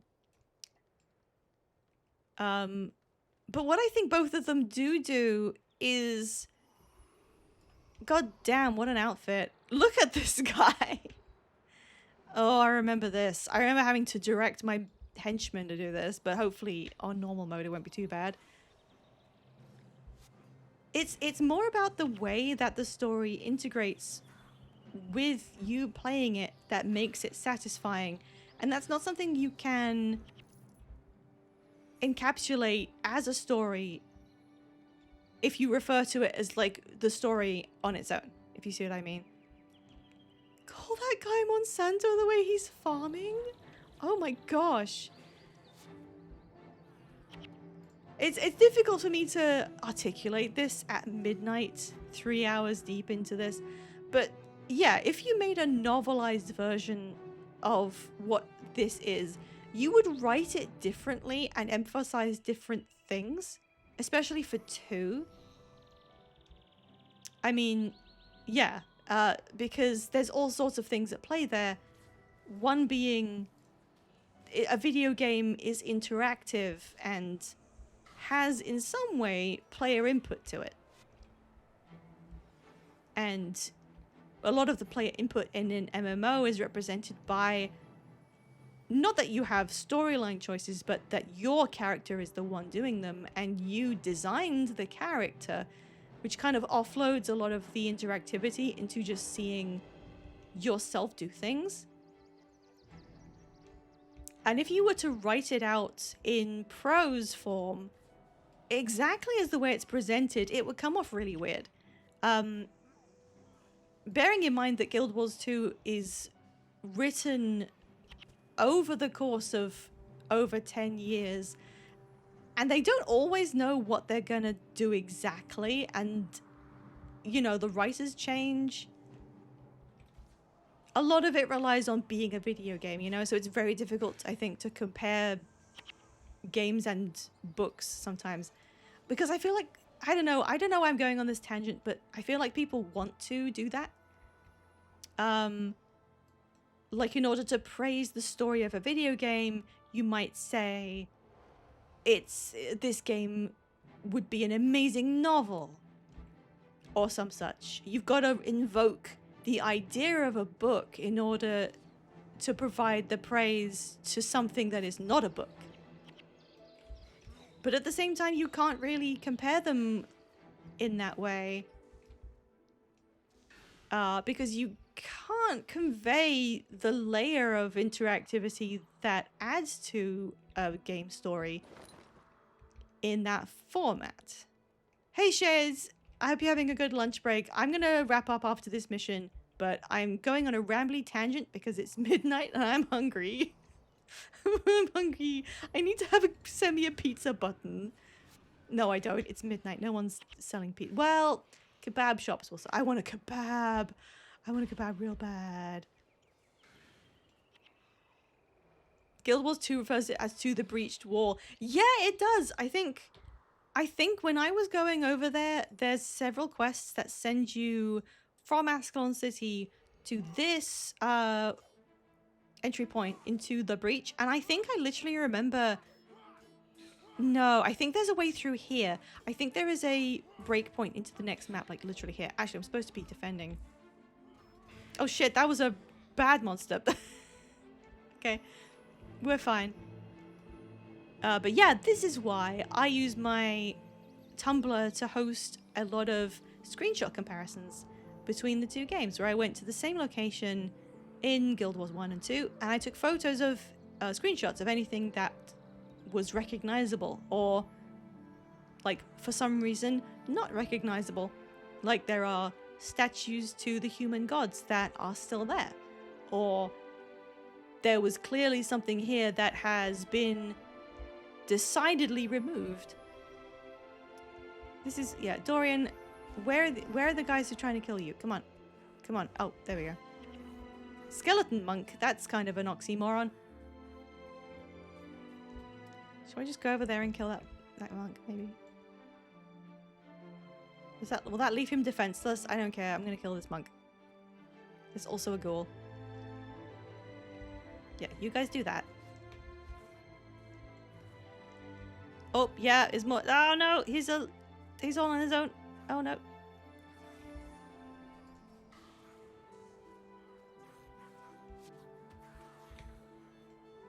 And it's one of those things, I think it makes it difficult to explain to... Oh, this is going to sound so like... Oh, gamers. Oh, nobody understands gamers. It's difficult to explain to people who haven't experienced what games can do, how a storyline works in one when it relies on interactivity.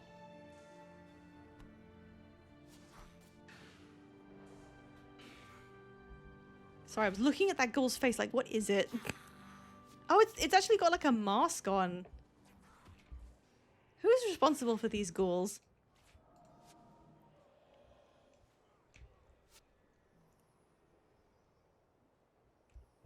I mean, I'm trying not to get into a more broad tangent about game writing in general, because there's a lot to criticize about game writing in general and how devalued it is in many genres, because it is kind of obviously treated as the most disposable part of a game. The highest level of development attention goes on graphics, because I mean AAA games, obviously. The biggest names in the biggest parts of the industry, they want their game to have a trailer where you can see every... I'm trying to think of something that's not lewd. They want people to watch their trailers and they want you to go, wow, I could see every hair on that horse's balls. This game's going to be amazing, because they've tricked you into thinking that. Because they all do it. That's the measure by which they what do they say in games, in big AAA game trailers? They say, the first game they come out with, it's like, look at that thing in the distance. This is an open world game and you can walk all the way to that thing over there. And the only thing that matters is that the game is really, really big. And then the next game they come out with, they say, so remember when we told you that you could walk all the way across to see that thing in the distance? Well, the new game we're doing is 8 times bigger. It's so big. And then this becomes like a pornographic smorgasbord of size. when that doesn't matter to anyone ever. Oh good, it's a guy with a name. Yeah, the word poor was very high in my mental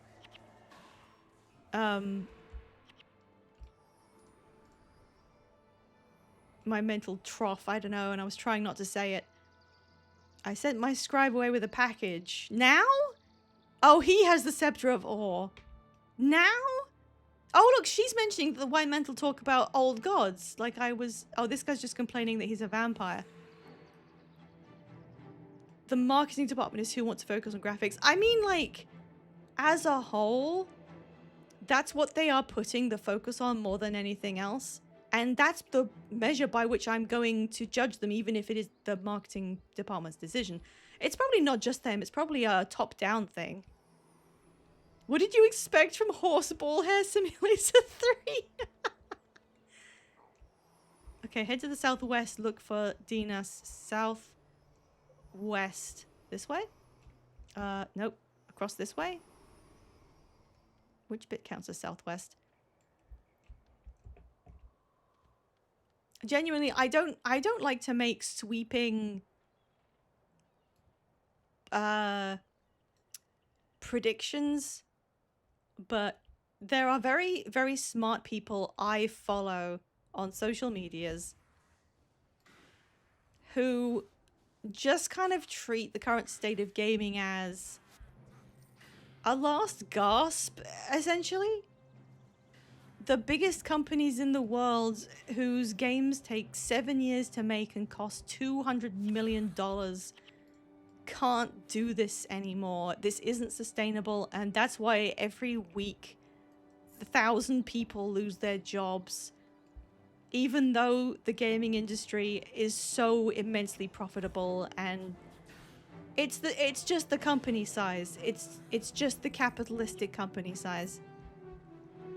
The world's indie games are providing us with real human experiences and shining a light on the natural order and the way of humanity. And any company that has more than like a couple hundred people is in a death spiral, and I don't think they're getting out of it.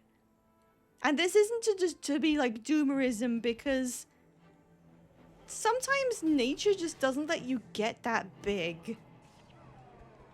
There's literally natural processes that force you back into place if you get too big, and I feel like that's kind of analogous to what's happening.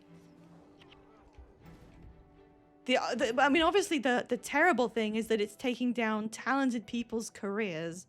It's awful.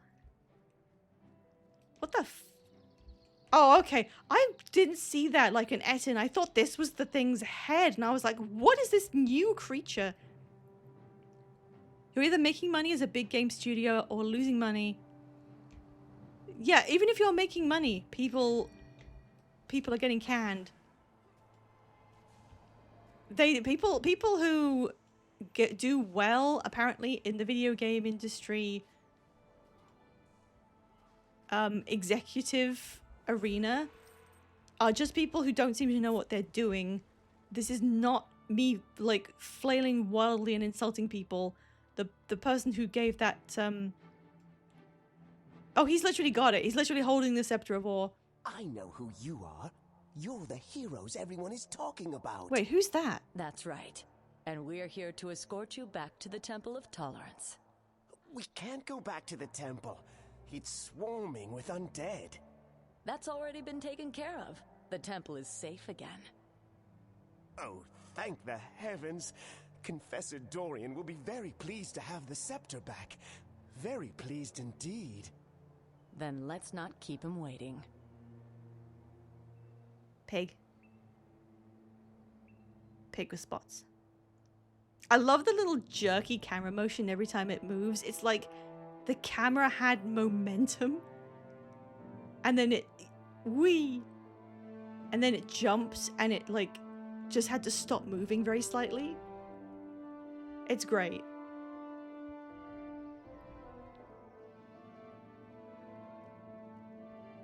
Those people are being killed. Step forward. You have taken great risk today, placing yourself bravely in harm's way. In the face of overwhelming odds, you and your comrades chose the hero's path, and for that, I am in your debt. For your service to the White Mantle, it is my great pleasure to induct you into our organization and bestow upon you the title of Knight of the Mantle. Yippee! I'm sure this will be great. Arise! These people Knight are of the being Mantle, attacked. What happened? And join your brothers in arms.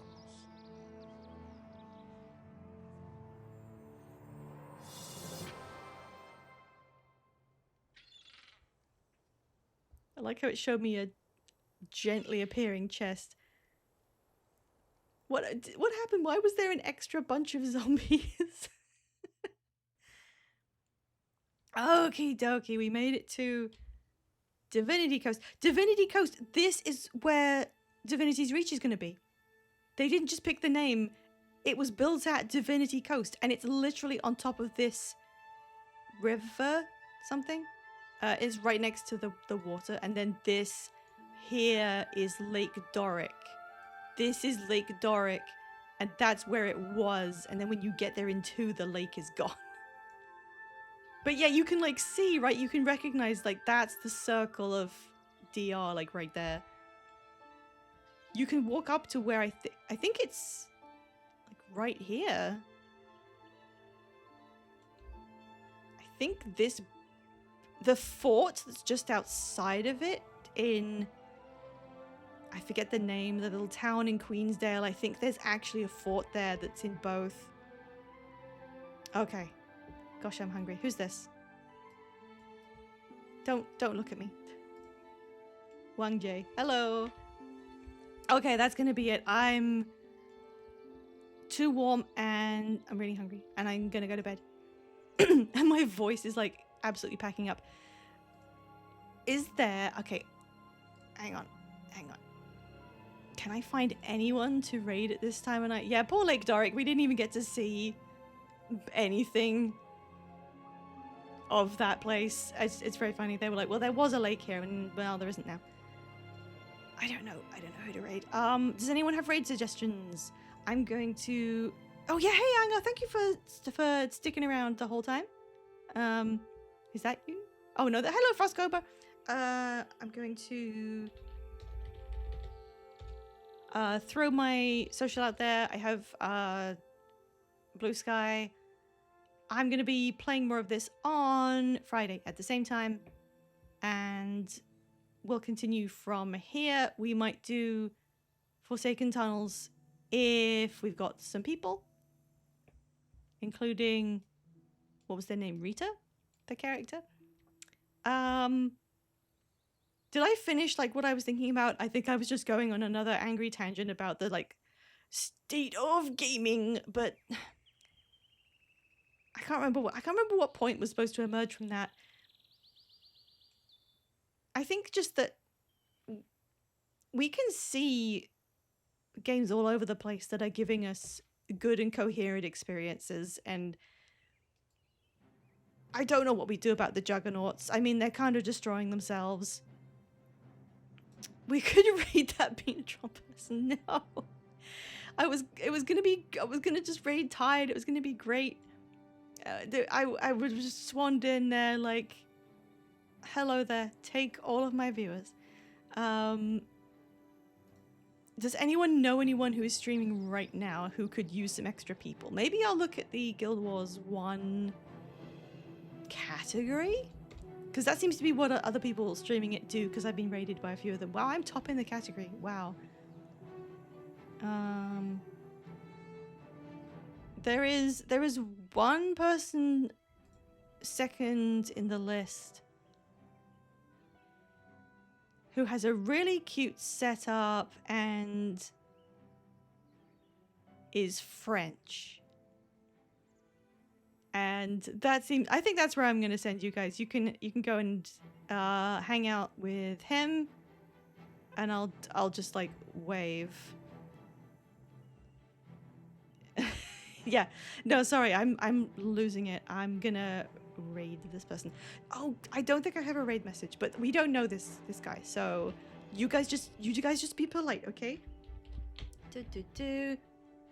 We'll get to like be big streamers popping in on a slightly smaller one.